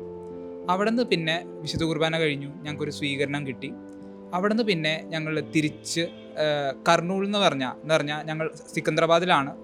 അവിടെ നിന്ന് ആന്ധ്രാപ്രദേശിലുള്ള കർണൂൾ ഡയസിസിലേക്ക് പോകാൻ വേണ്ടി ഞങ്ങൾ ഒരുങ്ങുകയായിരുന്നു. അപ്പോൾ ഞങ്ങൾ 2 വണ്ടികളായിട്ടാണ് പോകാൻ ഒരുങ്ങിയത്. പക്ഷേ അവിടെ തൊട്ട് ഞങ്ങൾക്ക് കുറച്ച് അസ്വസ്ഥതകൾ അനുഭവപ്പെടാൻ തുടങ്ങി. കുറേ ബുദ്ധിമുട്ടുകൾ ഞങ്ങൾ ഫേസ് ചെയ്യേണ്ടി വന്നു. ഞങ്ങൾ ആദ്യം ഫാമിലീസിനെയാണ് വണ്ടി കയറ്റി വിട്ടത്. ഞങ്ങൾക്ക് ഒരു കൂടിപ്പോൾ ഒരു 10, 15, 20 മിനിറ്റ് ദൂരമുള്ളൂ ഞങ്ങളുടെ പള്ളി ടു റെയിൽവേ സ്റ്റേഷൻ വരെ. പക്ഷേ ഞങ്ങൾക്ക് കുറേ ഒബ്സ്റ്റിക്കിൾസ് ഫേസ് ചെയ്യേണ്ടി വന്നു. എന്ന് പറഞ്ഞാൽ ഞങ്ങൾ 2 ടീമായിട്ടാണ് പോയത്. ആദ്യത്തെ ടീമിൽ ഫാമിലീസിനെ ഞങ്ങൾ വണ്ടി കയറ്റി വിട്ടു. രണ്ടാമത്തേൽ ഞങ്ങൾ യൂത്താണ് പോയത്. റെയിൽവേ സ്റ്റേഷനിലേക്ക് കുറേ ദൂരമൊന്നും ഉണ്ടായിരുന്നില്ല. പക്ഷേ ആ ദിവസം ഭയങ്കര ബ്ലോക്ക് ഞങ്ങൾക്ക് അനുഭവപ്പെട്ടു. സത്യം പറഞ്ഞാൽ കുറച്ച് നേരത്തിൽ എത്തേണ്ട ഞങ്ങൾ കുറേ നേരം കഴിഞ്ഞിട്ടാണ് റെയിൽവേ സ്റ്റേഷൻ എത്തിയത്. അത് മാത്രമല്ല, ഞങ്ങൾക്ക് ബുക്ക് ചെയ്ത ട്രെയിൻ അത്യാവശ്യം ലേറ്റ് ആവാറുണ്ടായിരുന്നു. തലേന്നും ഞങ്ങൾ പോയ പിറ്റേന്നും ആ ട്രെയിൻ അത്യാവശ്യം ലേറ്റായി. പക്ഷെ ഞങ്ങൾ പോയ ദിവസം ആ ട്രെയിൻ കറക്റ്റ് സമയത്ത് റെയിൽവേ സ്റ്റേഷനിൽ നിന്ന് പോയി. ഞങ്ങളുടെ 2 കൂട്ടുകാർക്കും എന്ന് പറഞ്ഞാൽ ഫാമിലീസ് ആയാലും യൂത്ത് ആയാലും ഞങ്ങൾ 2 പേർക്കും ട്രെയിൻ മിസ്സായി. അപ്പോൾ സത്യം പറഞ്ഞാൽ ഇതിനു മുമ്പ് ഞങ്ങൾ പ്രെയർ നടത്തിയപ്പോൾ വീട്ടുകളിലെ പ്രെയർ നടത്തിയപ്പോൾ ഒരു മെസ്സേജ് കിട്ടിയിട്ടുണ്ടായിരുന്നു. അത് നമുക്ക് കേൾക്കാം. കർത്താവ് 2 സന്ദേശങ്ങളാണ് നൽകിയത്. ഒന്ന്, ഈ ട്രെയിൻ യാത്രയ്ക്ക് വേണ്ടി നിങ്ങൾ നന്നായി പ്രാർത്ഥിക്കണമെന്ന്. രണ്ടാമത്തെ ഒരു കാര്യം, പരിശുദ്ധ അമ്മ നിങ്ങളുടെ കൂടെ ഉണ്ടെന്നുള്ള 2 കാര്യങ്ങൾ നൽകി. അപ്പോൾ പരിശുദ്ധ അമ്മ കൂടെ ഉണ്ടെന്ന് പറഞ്ഞപ്പോൾ മറ്റുള്ള കാര്യത്തിന് വേണ്ടി കാര്യമായിട്ടൊന്നും യാത്രയെക്കുറിച്ച് അധികം വലിയ പ്രാർത്ഥന നടത്തിയില്ല. ആ പ്രാർത്ഥന പിന്നെ ഞങ്ങൾക്ക് മറക്കാൻ പറ്റാത്തൊരു യാത്രയായി തീർന്നു. യാത്രയിൽ ഞങ്ങൾ ട്രെയിനിൽ കയറി അത്രയും തിരക്കായിരുന്നു ഞങ്ങളുടെ ട്രെയിനിൽ. അപ്പോൾ ഞങ്ങൾക്ക് എല്ലാവർക്കും ഒരു 5 മണിക്കൂറത്തെ യാത്ര ഉണ്ടായിരുന്നു. അപ്പോൾ ആർക്കും സീറ്റ് ഉണ്ടായിരുന്നില്ല ഇരിക്കാൻ വേണ്ടിയിട്ട്. പ്രത്യേകിച്ചും ഒരു 5 മണിക്കൂർ ഒരുവിധം എല്ലാവരും നിന്നാണ് ട്രെയിനിൽ അവിടെ എത്തിയത്. പ്രത്യേകിച്ച് എനിക്കെന്ന് വെച്ചാൽ ഒരു അനുഭവം ഉണ്ടായത് വെച്ചാൽ എൻ്റെ കാല് വെരിക്കോസ് ഉള്ളതുകൊണ്ട് അടുപ്പിച്ച് നിൽക്കാൻ വേണ്ടിയിട്ട് ഭയങ്കര ബുദ്ധിമുട്ടായിരുന്നു. ആ സമയത്ത് ഒരു 5 മണിക്കൂർ നിന്നു. ഞങ്ങൾ ആ സമയത്തൊക്കെ പ്രാർത്ഥിച്ചിരുന്നു, ഒരുമിച്ച് പ്രാർത്ഥിച്ചിരുന്നു. മഴയായിരുന്നു, നല്ല മഴയായിരുന്നു. ഞങ്ങളുടെ ലഗേജുകൾ താഴെ വയ്ക്കാൻ പറ്റാതെ ലഗേജിൻ്റെ മേലെ കൂടെ ഒക്കെ വെള്ളം ഒഴുകി തുടങ്ങി. അപ്പോൾ അതും കൂടി കയ്യിലെടുത്തിട്ട് നിന്നിട്ട് വേണം ഞങ്ങൾ യാത്ര ചെയ്യണമെങ്കിൽ. അത് ഞങ്ങളുടെ ജീവിതത്തിൽ മറക്കാനാവാത്തൊരു വലിയ യാത്രയായിരുന്നു. അവിടെയെല്ലാം പരിശുദ്ധാത്മാവ് ഞങ്ങളെ വളരെയധികം വഴി നടത്തിച്ചിട്ടുണ്ടായിരുന്നു. ഞങ്ങൾ അവിടെ ഇരുന്ന് ജപമാല സ്റ്റാർട്ട് ചെയ്തു. പിന്നെ ഞങ്ങൾക്ക് ആ യാത്രയിൽ ഉണ്ടായ ആ വേദനകളൊക്കെ ഞങ്ങൾ ചെല്ലുന്ന സ്ഥലത്തേക്ക് വേണ്ടി ഒരു ദൈവാനുഭവത്തിന് വേണ്ടി ഞങ്ങളത് കാഴ്ചവെച്ചു, പ്രാർത്ഥിച്ചു. അങ്ങനെ ഞങ്ങളുടെ യാത്ര മുന്നോട്ട് പോയി. ആ ഒരു മിഷൻ യാത്രയിൽ കൂട്ടിച്ചേർക്കാൻ 1-2 അനുഭവങ്ങളുണ്ട് എൻ്റെ ഉള്ളിൽ. ഞങ്ങൾ അവിടുന്ന് ലിജേച്ചി പറഞ്ഞല്ലോ യാത്ര തുടങ്ങിയെന്നുള്ളത്. ഞങ്ങൾ ആ ഒരു ഏകദേശം ഒരു 3-4 മണിക്കൂർ അല്ലേ ലിജേച്ചി, ഒരു 3-4 മണിക്കൂർ നമുക്കുണ്ടായിരുന്നു ആ ഒരു യാത്ര. ആ യാത്രയിൽ തുടക്കത്തിൽ തന്നെ നല്ല ടൈറ്റ് ആയിരുന്നു. എന്ന് പറഞ്ഞാൽ നമ്മൾ പറയാറില്ലേ, ഒരു സൂചിപ്പിൻ്റെ പോലും കുത്താൻ പറ്റാത്തൊരവസ്ഥ. അങ്ങനത്തെ ഒരു അവസരങ്ങൾ ഞങ്ങൾ കടന്നു പോയിരുന്നുണ്ടാവും. അങ്ങനെ അവിടെ എന്താ വെച്ചാൽ ഞങ്ങൾ ആ ഒരു ലോക്കൽ കമ്പാർട്ട്മെൻറ്റിലാണ് കയറിയിരിക്കുന്നത്. ആ കമ്പാർട്ട്മെൻറ്റിൻ്റെ സെൻറ്ററിലാണ് ഞാൻ, വർഗീസേട്ടൻ, പിന്നെ അതുപോലെ തന്നെ ലാവിൻ, ഇവരൊക്കെ ഇരുന്നിരുന്നത്. ഞങ്ങൾ അതിൻ്റെ സെൻട്രൽ ഡോറുണ്ട്, സെൻട്രൽ ഭാഗത്ത് ഞങ്ങൾ ഇരുന്നായിരുന്നത്. കുറച്ച് പേര് ഇപ്പുറത്തെ വഴിയിലേക്കും കുറച്ച് പേര് ഇപ്പുറത്തെ വഴിയിലേക്കായിട്ടാണ് നിന്നായിരുന്നത്. സത്യം പറഞ്ഞാൽ ഞങ്ങൾക്ക് 2 കൂട്ടരെയും ഞങ്ങൾക്ക് കാണാൻ പറ്റും. അങ്ങനെ കുറച്ച് നേരം പിന്നിട്ടപ്പോൾ കുറച്ച് ദൂരം പിന്നിട്ടപ്പോഴാണ് നമ്മുടെ ലിജേച്ചി അതുപോലെ തന്നെ ഷീബജിച്ചൊക്കെ ഇരുന്നായിരുന്ന ആ ഒരു ഭാഗത്തേക്ക് മദ്യപാനി ഒരു വ്യക്തി കയറി, അടുത്തൊരു സ്റ്റേഷനിൽ നിന്ന് കയറി. സത്യം പറഞ്ഞാൽ അവർക്ക് ശരിക്കും അസ്വസ്ഥ ഉണ്ടാക്കാൻ തുടങ്ങി അവിടെ. ആ അസ്വസ്ഥ ഉണ്ടാക്കാൻ തുടങ്ങിയപ്പോൾ ഇതൊന്നും ഞങ്ങൾ അറിഞ്ഞിട്ടില്ല കേട്ടോ. ഞാനും വർഗീസേട്ടനും ഞങ്ങൾ അറിഞ്ഞിട്ടില്ല. കുറച്ചേരം കഴിഞ്ഞപ്പോൾ വർഗീസേട്ടൻ എന്നെ തോണ്ടി ഡാ അവിടെ നോക്കിയേ എന്ന് പറഞ്ഞു. അപ്പോൾ എന്താ ചോദിച്ചു. അവിടെ ഒരുത്തൻ പാമ്പായിട്ട് വന്നിട്ടുണ്ടെന്ന് പറഞ്ഞു. അപ്പോൾ പാമ്പോ പെട്ടെന്ന് ആദ്യം കത്തിയില്ല. അപ്പോൾ കുടിച്ചു ഉന്മത്തനായിട്ട് വന്നിട്ടുണ്ടെന്ന് പറഞ്ഞു സാറിൻ്റെ സാഹിത്യം ഉപയോഗിച്ചിട്ട്. അപ്പോൾ ഞാൻ നോക്കി കുഴപ്പമില്ല പരിപാടി. അപ്പോൾ ആളിനോട് പറഞ്ഞേ ആള് പെട്ടെന്ന് ടെൻഷനായി. എടാ ഇത് നമ്മളൊരു ട്രെയിനിൽ അനുവദിക്കാത്തതാണ്, ഇങ്ങനെ ചെയ്യാൻ പാടില്ലെന്ന് പറഞ്ഞു. അപ്പോൾ ചേട്ടൻ വെയിറ്റ് ചെയ്യാം, നമുക്ക് അവർക്ക് വേണ്ടി ചേട്ടൻ ഒന്ന് കൂള ജസ്റ്റ് വെയിറ്റ് ചെയ്യുമെന്ന് പറഞ്ഞു. അവിടെ ക്രമീകരിക്കപ്പെടും അങ്ങനെ പറഞ്ഞ് ഞാൻ അവസാനിപ്പിച്ചു. പക്ഷേ ശരിക്കും അവിടെ ക്രമീകരിക്കപ്പെട്ടു. അതാണ് വേറെ സത്യം. നമ്മുടെ ലിജേച്ചി പറഞ്ഞു നമുക്ക് മാതാവിന് ചേർന്ന് പ്രാർത്ഥിക്കാമെന്ന് പറഞ്ഞു. അങ്ങനെ ലിജേച്ചി ജപമാല കയ്യിലെടുത്ത് പ്രാർത്ഥിക്കാൻ തുടങ്ങിയപ്പോൾ നമ്മുടെ കൂട്ടത്തിലിരുന്ന് ബാക്കിയുള്ളവരും അതിൽ കൂടിയപ്പോൾ എന്തെന്ന് വെച്ച് കഴിഞ്ഞാൽ ആ സമയത്ത് നമ്മുടെ മെബിൻ ടയേർഡായിരുന്നു, ഷീബ് ചേച്ചി എല്ലാവരും ടയേർഡാണ് സത്യത്തിൽ. കാരണം നമ്മുടെ ടൈമിംഗ് നേരത്തെ പറഞ്ഞല്ലോ, ടൈമിംഗ് മൊത്തം തെറ്റിയിട്ടുണ്ടായിരുന്നു. അങ്ങനെ ഇവരവിടെ ഇരിക്കാൻ സ്ഥലമില്ല, ഒരു അഡ്ജസ്റ്റ്മെൻറ്റിലാണ് ഇവർ ഒതുക്കി കൂടിയിരുന്നത്. അങ്ങനെ ജപമാല തുടങ്ങിയപ്പോൾ ആ ഒരു കമ്പാർട്ട്മെൻറ്റ് ആ ഒരു ഭാഗത്ത് ഏറ്റവും കൂടുതൽ അസ്വസ്ഥത സൃഷ്ടിച്ചേർന്ന ആ മദ്യപാന വ്യക്തി അല്ലേ ആളുടെ സുഹൃത്ത് ആരാ വന്ന് ആളിനെ കൊണ്ടുപോയി അവിടുന്ന്. ശരിക്കും അത് കണ്ടപ്പോൾ ഇവർക്ക് ഭയങ്കര സന്തോഷം തോന്നി. ജപമാല ചൊല്ലാൻ തുടങ്ങിയിട്ടുള്ളൂ.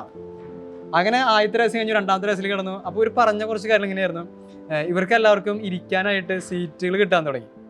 ഓരോരുത്തർ സ്റ്റേഷനിലൊക്കെ ഇറങ്ങി അവർക്ക് സ്ഥലം കൊടുക്കാൻ തുടങ്ങി. അപ്പോൾ ഒന്നുകൂടി സന്തോഷം. ഇതൊന്നും ഞങ്ങൾ അറിഞ്ഞിട്ടില്ല. ഞങ്ങൾ ഈ സെൻറ്ററിൽ നിൽക്കണം, മറ്റേ ത്രാസിൻ്റെ സൂചി നിൽക്കണ പോലെ ഞങ്ങൾ സെൻറ്ററിലാണ് നിൽക്കുന്നത്. അപ്പോൾ ഇവരവിടെ ഭംഗിയായിട്ട് സീറ്റിംഗ് ആവുന്നുണ്ട്. ഞങ്ങൾക്ക് സ്ഥലം കിട്ടാൻ നേരം ഞങ്ങൾ ഫ്ലോറിൽ തന്നെ ഇരുന്നു. വൃത്തിയാക്കി ഞങ്ങൾ അവിടെ ഇരുന്നു, സീറ്റിംഗ് ആയി. എല്ലാ ബാഗിൽ ലോഡ് ചെയ്തിരിക്കുന്നത് ഞങ്ങളുടെ ആ ഒരു ഭാഗത്തായിരുന്നു. അങ്ങനെ ആ ഒരു ഇത് കഴിഞ്ഞു. അതിൻ്റെ പിന്നാലെ ഒരു അനുഭവം എന്ന് പറഞ്ഞാൽ ഇപ്പോൾ നേരത്തെ നമ്മുടെ ജയസേടൻ പറഞ്ഞല്ലോ, ഒരു പ്രാർത്ഥിക്കുമ്പോൾ ട്രെയിൻ യാത്രകളെ സമർപ്പിച്ച് പ്രാർത്ഥിക്കാൻ പറഞ്ഞത് സത്യത്തിൽ അത് വളരെ ഉപകാരമായി. അത് പ്രത്യേകം എടുത്തു പറഞ്ഞൊരു കാര്യമായിരുന്നു. ഞങ്ങളുടെ ആ യാത്രയിൽ ആ ജപമാല ഏകദേശം ഒരു പകുതി ആയപ്പോൾ നല്ല മഴ പറഞ്ഞ് നല്ല മഴ. അപ്പോൾ എന്താണെന്ന് വെച്ച് കഴിഞ്ഞാൽ ഈ ജനലയുടെ കൂടെ അതിൻ്റെ കൂടെ ഒക്കെ വെള്ളം അകത്തിക്കാൻ തുടങ്ങിയപ്പോൾ ഞങ്ങളെല്ലാവരും അവിടുത്തെ ആ ജനലുകളും വാലൊക്കെ അടച്ചു. ആ അടച്ചതിൻ്റെ പിന്നാലെ ഓപ്പോസിറ്റ് സൈഡിൽ മറ്റേ പാളത്തിലൂടെ ഒരു ട്രെയിൻ ഹൈ സ്പീഡിലാണ് പോകുന്നത്. അത് മനസ്സിലായി, ഫീൽ ചെയ്തിരുന്നു. ഉടനടി ഈ ട്രെയിനിൻ്റെ മുകളിലേക്ക് കല്ലെറിയുന്ന പോലത്തൊരു ഫീലിംഗ് വന്നു ഞങ്ങൾക്ക്. അപ്പോൾ ആ സമയത്ത് ഇത് എന്താ സംബന്ധം ആദ്യം മനസ്സിലായില്ല. അപ്പോൾ ഞങ്ങൾക്ക് പെട്ടെന്ന് പറഞ്ഞു കേട്ടിട്ടുണ്ട് ഞാൻ, ഈ ട്രെയിൻ നല്ല സ്പീഡിൽ പോകുമ്പോൾ ആ കല്ലുകൾ തെറിക്കുന്നു, വലിയ വലിയ മെറ്റൽ തെറിക്കുന്നു. അപ്പോൾ ഇനി പറയും ഇത് താഴെയാണ്, അത് മുകളിലാണ്. അത് പിന്നീട് തുറന്നപ്പോൾ ഞങ്ങൾ കണ്ടു അത് അവസ്ഥ. അങ്ങനെ ഈ കല്ലുകൾ മുഴുവൻ ഈ ട്രെയിനിൻ്റെ മുകളിലേക്ക് തെറിക്കുകയാണ്. സത്യം പറഞ്ഞാൽ ആ മഴ വന്നത് ഞങ്ങൾക്ക് ഉപകാരമായി. കാരണം ഞങ്ങൾ ആ ഷട്ടറും ഡോറൊക്കെ അടച്ചിട്ടുണ്ടായിരുന്നു. അത് കാരണം കല്ലുകളൊന്നും അകത്തേക്ക് വന്നില്ല. ശരിക്കും നേരത്തെ അവർ മുന്നോട്ട് ഞങ്ങൾ പറഞ്ഞിട്ടുണ്ടായിരുന്നു ഇങ്ങനെ സംഭവം ഉണ്ട്, അതൊന്ന് പ്രാർത്ഥന വെച്ചോളം പറഞ്ഞിരുന്നു. ഒപ്പം പ്രാർത്ഥന നടന്നിരുന്നു. ആ സമയത്ത് ഇങ്ങനൊരു കാര്യം നടന്നപ്പോൾ ഒരു വലിയൊരു അപകടം, ഈ കല്ലുകൾ തെറിച്ചാൽ അപകടം ഉണ്ടാവാം, ബുദ്ധിമുട്ടുണ്ടാവാം, എവിടേക്ക് ഓടാൻ പറ്റില്ല. ആ ഒരു അപകടത്തിൽ നിന്ന് സത്യം പറഞ്ഞു കഴിഞ്ഞാൽ ആ സമയത്ത് ഞങ്ങൾ രക്ഷിക്കുകയായിരുന്നു. അതിനെ പ്രാർത്ഥന വളരെ എന്താ പറയുക, ശരിക്കും ഒരു ഇൻ്റർസെഷൻ ആ ട്രെയിനിൽ സംഭവിക്കുകയായിരുന്നു. അങ്ങനെ ഞങ്ങൾ ആ ഒരു ട്രെയിൻ യാത്രയുടെ എൻഡിങ് ആവാറായി. അപ്പോൾ അതിൻ്റെ തൊട്ട് മുന്നേ ഞങ്ങളെ ഞങ്ങളെ സ്വീകരിക്കാൻ വേണ്ടി വരാണ്ടിരുന്ന മദറെ ഞങ്ങൾ കോൺടാക്ട് ചെയ്തു. പക്ഷേ മദർ ചോദിച്ചു നിങ്ങളടുത്ത് ഭക്ഷണം കഴിച്ചോ എന്ന് ചോദിച്ചു ഞങ്ങളുടെ അടുത്ത്. അപ്പോൾ ഞങ്ങൾ പറഞ്ഞു സിസ്റ്റർ ഞങ്ങൾ അവിടെ റെയിൽവേ സ്റ്റേഷനിൽ വന്നിട്ട് കഴിക്കാം എന്നൊരു പ്ലാനിലാണെന്ന് പറഞ്ഞു. അപ്പോൾ മദർ ഇങ്ങോട്ട് പറഞ്ഞു അത് ഭയങ്കര കഷ്ടപ്പാടാണ്, കാരണം ഇവിടെ ഹോട്ടലൊന്നും ഉണ്ടാവില്ല, നിങ്ങൾ അവിടുന്ന് ഭക്ഷണം കഴിക്കണം. അങ്ങനെ ഞങ്ങൾ അടുത്ത റെയിൽവേ സ്റ്റേഷനിൽ എത്തിയപ്പോൾ ഞങ്ങൾ ഭക്ഷണം കഴിച്ചു. പക്ഷേ ഭക്ഷണം വളരെ കുറച്ച് പേർക്കുള്ള ഭക്ഷണം മാത്രമേ ഉള്ളൂ. അപ്പോൾ ഒരു വിവരം ഞങ്ങൾ മദറിൻ്റെ അടുത്ത് പറഞ്ഞു. അപ്പോൾ മദർ പറഞ്ഞു നിങ്ങൾ പേടിക്കേണ്ട, നിങ്ങൾക്കുള്ള ഭക്ഷണം ഞങ്ങൾ ഒരുക്കാം എന്ന് പറഞ്ഞു. സത്യത്തിൽ മദർ അത് പറയുമ്പോൾ സമയം ഏകദേശം ഒരു 11:30 നേരം ആയിട്ടുണ്ട് കേട്ടോ. ഞങ്ങൾ ഒരു അറിയിപ്പ് മദറിനോട് പറയുമ്പോൾ അങ്ങനെ ഞങ്ങൾക്കുള്ള ഭക്ഷണമെല്ലാം ക്രമീകരിച്ചു. ഈ അർദ്ധരാത്രി നേരത്താണ് ഞങ്ങളവിടെ എത്തുന്നത്, ഒരു 12:30 നേരത്താണ് എത്തണേ. ഭക്ഷണം എല്ലാം ക്രമീകരിച്ച് 11 മണി നേരത്തെ വിളിച്ച് ഭക്ഷണം ക്രമീകരിച്ച് ഞങ്ങൾ 12:30 അവിടെ എത്തുമ്പോൾ ഞങ്ങളതിനെ സ്വീകരിക്കാൻ വേണ്ടിയിട്ട് റെയിൽവേ സ്റ്റേഷനിലേക്ക് വന്നിട്ടുണ്ടായിരുന്നത് കർണൂൽ നാട്ടിലെ ആ ഒരു ഇവിടുത്തെ ഗ്രാമത്തിലെ CMC സ്റ്റേറ്റ്സിൻ്റെ റീജിയണൽ മഠമാണ് കർണൂലുള്ളത്. അതിൻ്റെ കീഴെ ഒരു 9 മഠങ്ങൾ, നേരത്തെ നമ്മളെ സിസ്റ്റർ പറഞ്ഞ പോലെ 9 മഠങ്ങൾ വേറെയുണ്ട്. അപ്പോൾ അവിടുത്തെ ആ റീജിയണൽ മഠത്തിലെ മദറാണ് സത്യം പറഞ്ഞാൽ ആ പാതിരയ്ക്ക് ഞങ്ങളെന്നെ സ്വീകരിക്കാനായിട്ട് വണ്ടിയായിട്ട് വന്നിട്ടുണ്ടായിരുന്നു. ഞങ്ങൾക്ക് ഭയങ്കര അതിശയം തോന്നി. അങ്ങനെ ഞങ്ങൾ അവിടെ ചെന്നു, മഠത്തിലെത്തി. എല്ലാവരും കൊണ്ടാണ് ഞങ്ങളുടെ മഠത്തിൽ പോയത്. ഞങ്ങളവിടെ ചെന്നപ്പോൾ ഞങ്ങൾ വളരെ ലൈറ്റായിട്ട് ഭക്ഷണം കഴിക്കാൻ ആഗ്രഹിച്ച ഞങ്ങൾ സിസ്റ്റർ സമൃദ്ധമായിട്ട് ഒരു 2-3 കറികളും ചോറും വിഭവങ്ങളൊക്കെ ആയിട്ട് റെഡിയാക്കി വെച്ചിരുന്നു. സത്യം പറഞ്ഞാൽ കൂട്ടത്തിൽ എല്ലാവർക്കും ഭയങ്കര അതിശയമായിപ്പോയി. ഈ ഒരു പാതിരാക്കിയാണ് സിസ്റ്റർ സത്യം പറഞ്ഞു കഴിഞ്ഞാൽ ഞങ്ങൾക്കുണ്ടായ ഒരു ഫീൽ എന്ന് പറഞ്ഞാൽ നമ്മുടെ വരീസേട്ടനും ജയ്സേട്ടനൊക്കെ പറഞ്ഞിരുന്നു. ഞങ്ങൾക്കുണ്ടായ ഒരു ഫീൽ എന്ന് പറഞ്ഞാൽ സത്യം പറഞ്ഞ ഒരു സ്വന്തം ഭവനത്തിലെത്തിയൊരു ഫീലാണ് ഞങ്ങൾക്ക് ഉണ്ടായത്. സ്വന്തം അമ്മ നമ്മളെ സ്വീകരിക്കുന്നതായിട്ട് സത്യം പറഞ്ഞാൽ അതുവരെ ഉണ്ടായിരുന്ന യാത്രയുടേതായ എല്ലാ അസ്വസ്ഥതകളും ആലസ്യങ്ങളും എല്ലാം ഞങ്ങളെല്ലാം ഒഴിവായിപ്പോയി. ഞങ്ങളിൽ നിന്ന് ഒഴിവായിപ്പോയി. ഞങ്ങൾ വളരെ ഫ്രഷായി ഭക്ഷണം ഞങ്ങൾക്കായിട്ട് തയ്യാറാക്കി വെച്ചിരുന്ന ഭക്ഷണങ്ങൾ കഴിച്ചു. അവിടുന്ന് ഞങ്ങൾ 3 ഗ്രൂപ്പുകളായിട്ട് തിരിഞ്ഞു. മുന്നേ പ്ലാൻ ചെയ്ത പ്രകാരം ഗ്രൂപ്പുകളായിട്ട് തിരിഞ്ഞ് ഞങ്ങൾ 3 സ്ഥലങ്ങളിലേക്കായിട്ട് പോയി. അതിൽ ഞങ്ങൾ 3 ഗ്രൂപ്പായിട്ട് പോയതിൽ 2 ഗ്രൂപ്പ് കർണൂൽ രൂപതയിലെ 2 ഇടവകളിലായിട്ടാണ് പോയത്. ഒന്ന് പ്രേമഗിരി എന്ന് പറയുന്ന ഒരു സ്ഥലത്തും മറ്റൊന്ന് ഉപ്പലതടിയ എന്ന് പറയുന്ന സ്ഥലത്തായിരുന്നു. അതിന് മൂന്നാമത്തെ ഒരു ഗ്രൂപ്പ് പോയത് കടപ്പ രൂപതയിലെ അമകമ്പള്ളി എന്ന ഗ്രാമത്തിലേക്കാണ് അവർ പോയത്. അങ്ങനെ 3 പേരും 3 ടീമുകളും 3 സ്ഥലങ്ങളിലേക്കായിട്ട് പോയി. മൂന്നാമത്തെ ടീം പോയതെന്ന് വെച്ചാൽ ഇത്തിരി ദൂരമായിരുന്നു. ഇപ്പോൾ നേരത്തെ പറഞ്ഞ കടപ്പയിലെ അമകമ്പള്ളി എന്ന് പറഞ്ഞ സ്ഥലം ഒത്തിരി ദൂരം ഉണ്ടായിരുന്നു. ഏകദേശം ഒരു 4-5 മണിക്കൂർ നേരത്തെ യാത്രാ ദൂരം ഉണ്ടായിരുന്നു അവർക്ക്.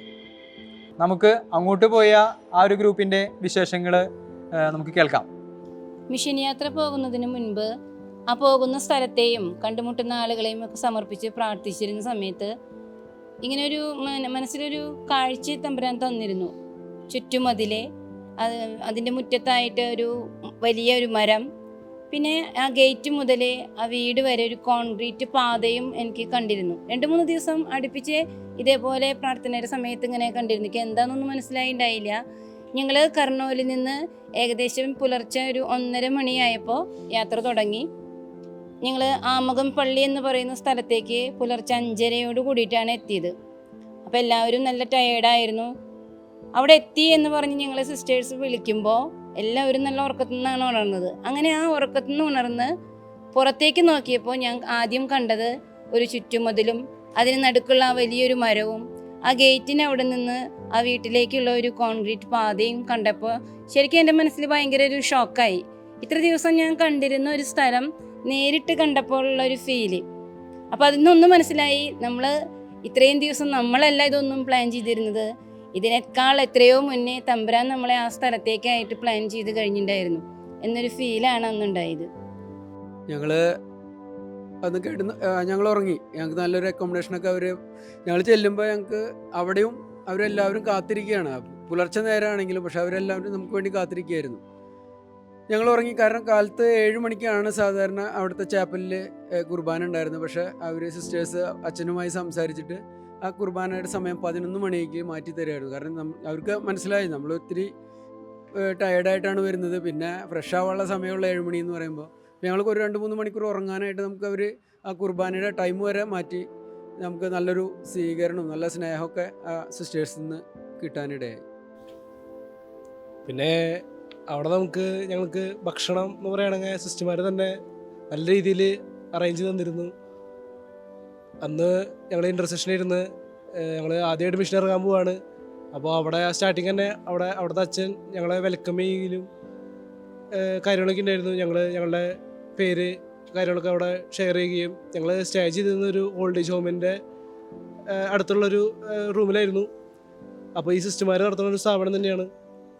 അപ്പോൾ അവിടെ തന്നെയായിരുന്നു ഞങ്ങൾക്ക് ഭക്ഷണം അറേഞ്ച് ചെയ്തത്. അവിടെ തന്നെ ഒരു ചാപ്പലുണ്ട്. ആ ചാപ്പലിൽ ഞങ്ങൾ അഡോറേഷന് ഞങ്ങൾ അതിനുള്ളിൽ ഇവർക്ക് വേണ്ടി പ്രാർത്ഥിക്കുവാനും, ഞങ്ങൾ ആദ്യമായിട്ട് മിഷൻ ഇറങ്ങാൻ പോവുകയാണ്, എങ്ങനെയാണെന്നൊന്നും അറിയില്ല. ഞങ്ങൾ മിഷൻ്റെ സമയം എന്ന് പറയുന്നത് വൈകുന്നേരം സമയമാണ്. അപ്പോൾ വൈകുന്നേരം സമയം എന്ന് പറയുമ്പോൾ അവർ മോർണിംഗ് സമയത്തൊക്കെ വർക്കിന് പോയിട്ട് കൃഷിയാണ്.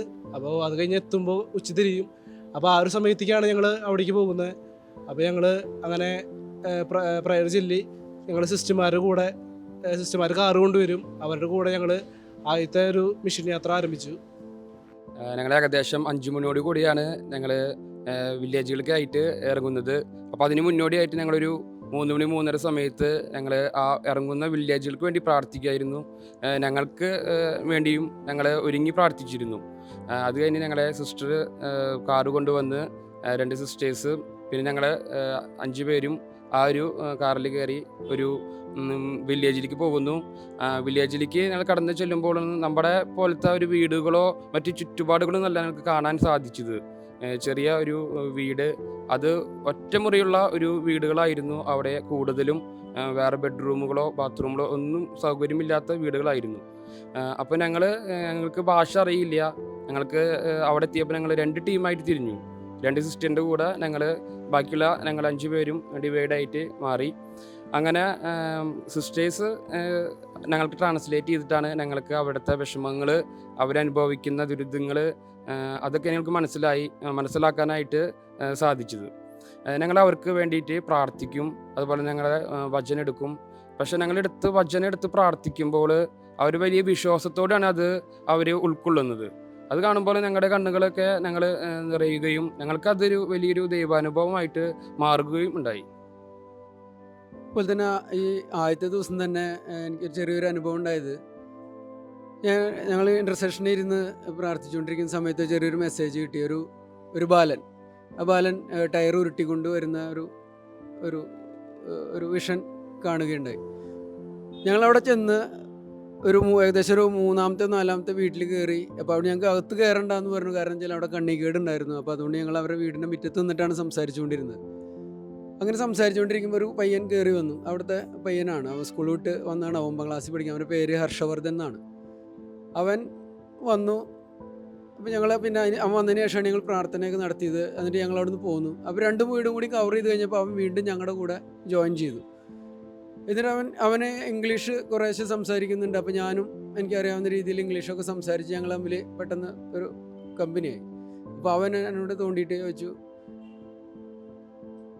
കുടിക്കാൻ വെള്ളം വേണമെന്ന് ചോദിച്ചു. അപ്പോൾ ഞാൻ പറഞ്ഞില്ല, ഞങ്ങളിലുണ്ട്, ഞങ്ങളിപ്പോൾ കുടിച്ചിരുന്നു പറഞ്ഞു.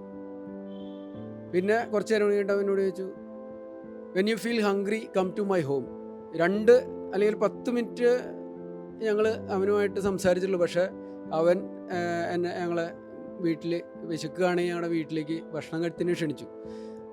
അത് 9ാം ക്ലാസ്സിൽ പഠിക്കുന്ന കുട്ടിയാണ്. അവൻ്റെ വീട് എന്ന് പറഞ്ഞു കഴിഞ്ഞാൽ നമ്മുടെ കൂടെ അത്രയും സൗകര്യങ്ങളുള്ള വീടുകളോ അല്ലെങ്കിൽ സമ്പത്തോ എന്നുള്ള വീടോ ഒന്നുമല്ല. പക്ഷേ അത് എന്നെ വളരെയധികം സ്പർശിച്ചു. കാരണം അപ്പോഴാണ് ഞാൻ ഈ മെസ്സേജ് കിട്ടിയ കാര്യങ്ങളൊക്കെ ഒന്ന് ഓർത്തത്. പക്ഷേ ആ എല്ലാ ദിവസവും 5 ദിവസം പോയ സ്ഥലത്തും ഞങ്ങളെ ഓരോ വീടുകൾ കാണിച്ചു തരാനൊക്കെ ഞങ്ങളുടെ കൂടെ ഉണ്ടായിരുന്നത് ഇതുപോലെ ഈ കുട്ടികളാണ് ഉണ്ടായിരുന്നത്.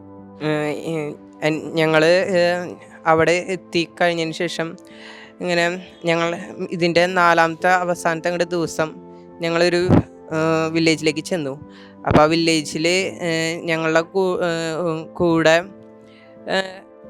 മിക്ക സമയങ്ങളും ഞങ്ങളുടെ കൂടെ കുട്ടികളാണ് ഉണ്ടായിരുന്നത്. എല്ലാ കാര്യത്തിനും കുട്ടികൾ ഭയങ്കര സപ്പോർട്ടീവാണ്. പിന്നെ അവിടെ വീട്ടുകാർ നമ്മളെ വലിയ കാര്യമായിട്ടാണ് അവർ നമ്മളെ കാണുന്നതും സ്വീകരിക്കുന്നതും. സിസ്റ്റർ പറഞ്ഞു, നമുക്ക് എന്തായാലും കുട്ടികൾ എല്ലാവരും പള്ളിയിലേക്ക് വന്നിട്ടുണ്ട്, അപ്പോൾ എന്തായാലും കുട്ടികൾക്ക് എന്തെങ്കിലും ഇത് പറഞ്ഞു കൊടുക്കാമെന്ന് വെച്ചു.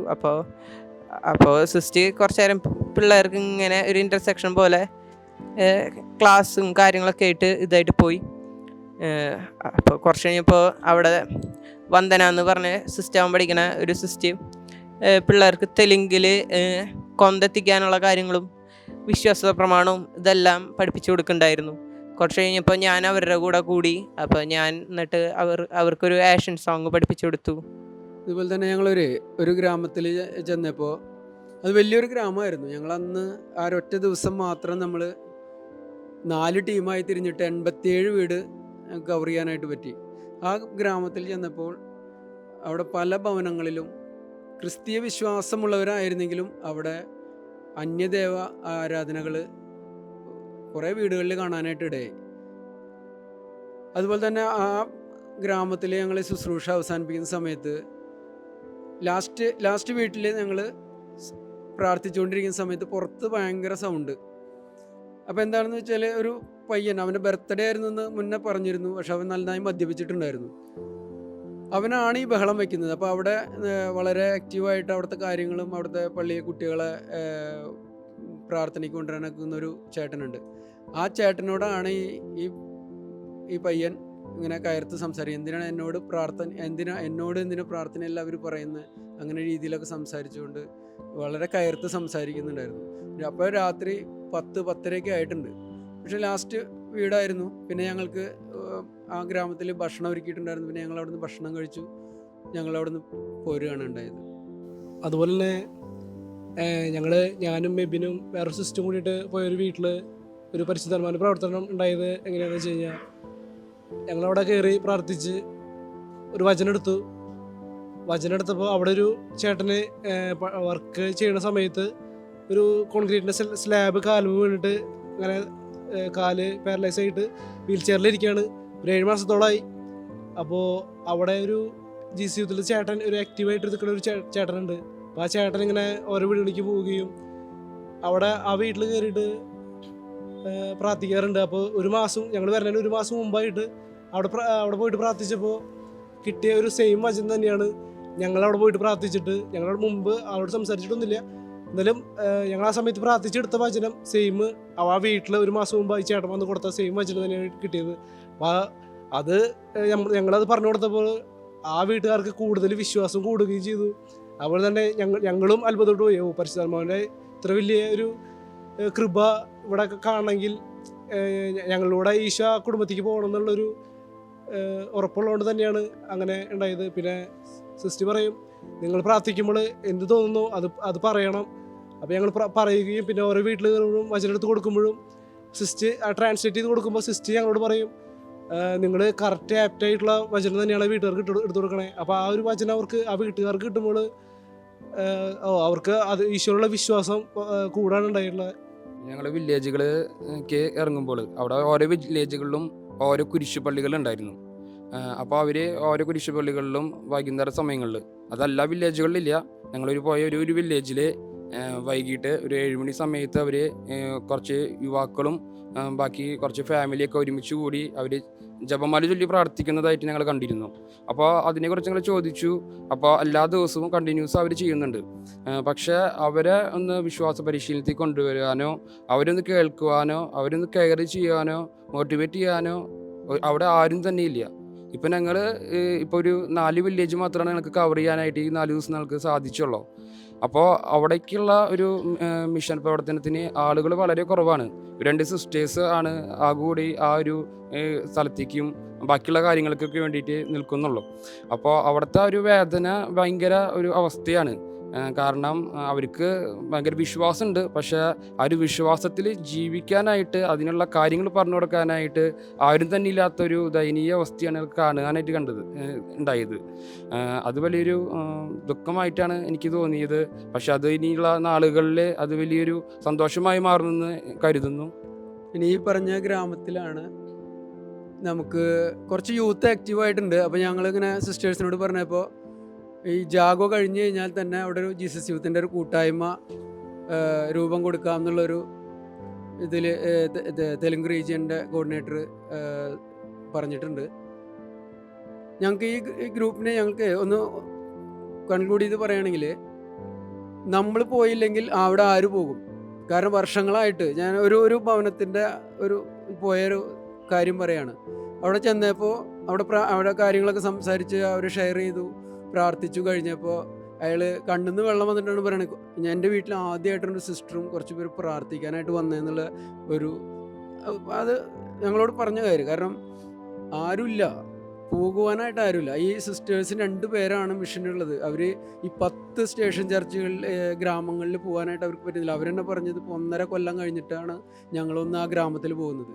അപ്പോൾ അവരെ സപ്പോർട്ട് ചെയ്യാനായിട്ട് നമുക്ക് ചെയ്യാവുന്ന രീതിയിൽ അതാണ് സിസ്റ്റേഴ്സ് നമ്മൾ ചെന്നപ്പോൾ ചെയ്തത്. അവരാണ് ഞങ്ങൾ ഒരു 5 ഗ്രാമങ്ങൾ കവർ ചെയ്യുകയാണ് ചെയ്തത്. എനിക്ക് ജോബി ചേട്ടൻ പറഞ്ഞ പോലെ ഒന്ന് കൂട്ടിച്ചേർക്കാനായിട്ട് ആഗ്രഹിക്കുകയാണ്. ഞങ്ങളിവിടെ തിരിച്ചു വന്നു. അതിനുശേഷം ഇപ്പോഴാണ് സിസ്റ്റർ നമ്മുടെ നാട്ടിലേക്ക് വന്നു. അപ്പോൾ സിസ്റ്ററുമായിട്ട് ഞാൻ അങ്ങനെ സംസാരിക്കുമ്പോൾ സിസ്റ്ററോട് ചോദിച്ചു, സിസ്റ്ററെ ഞങ്ങൾ വന്നിട്ട് അവിടെ എന്തെങ്കിലും ഒരു മാറ്റം സംഭവിച്ചോ എന്ന്. അപ്പോൾ സിസ്റ്റർ പറഞ്ഞ ഒരു കാര്യമുണ്ട്, അത് കഴിഞ്ഞിട്ട് അവരൊരു മെഡിക്കൽ ക്യാമ്പും അതുപോലെ തന്നെ ഒരു ചെറിയൊരു കൺവെൻഷന് പോലെയൊക്കെ ആ ഒരു ഗ്രാമങ്ങളിൽ ചെയ്തിരുന്നു. അപ്പോൾ ഇപ്പോൾ കുർബാനയ്ക്കായിട്ട് ഒത്തിരി പേര് കടന്നു വരുന്നുണ്ട്.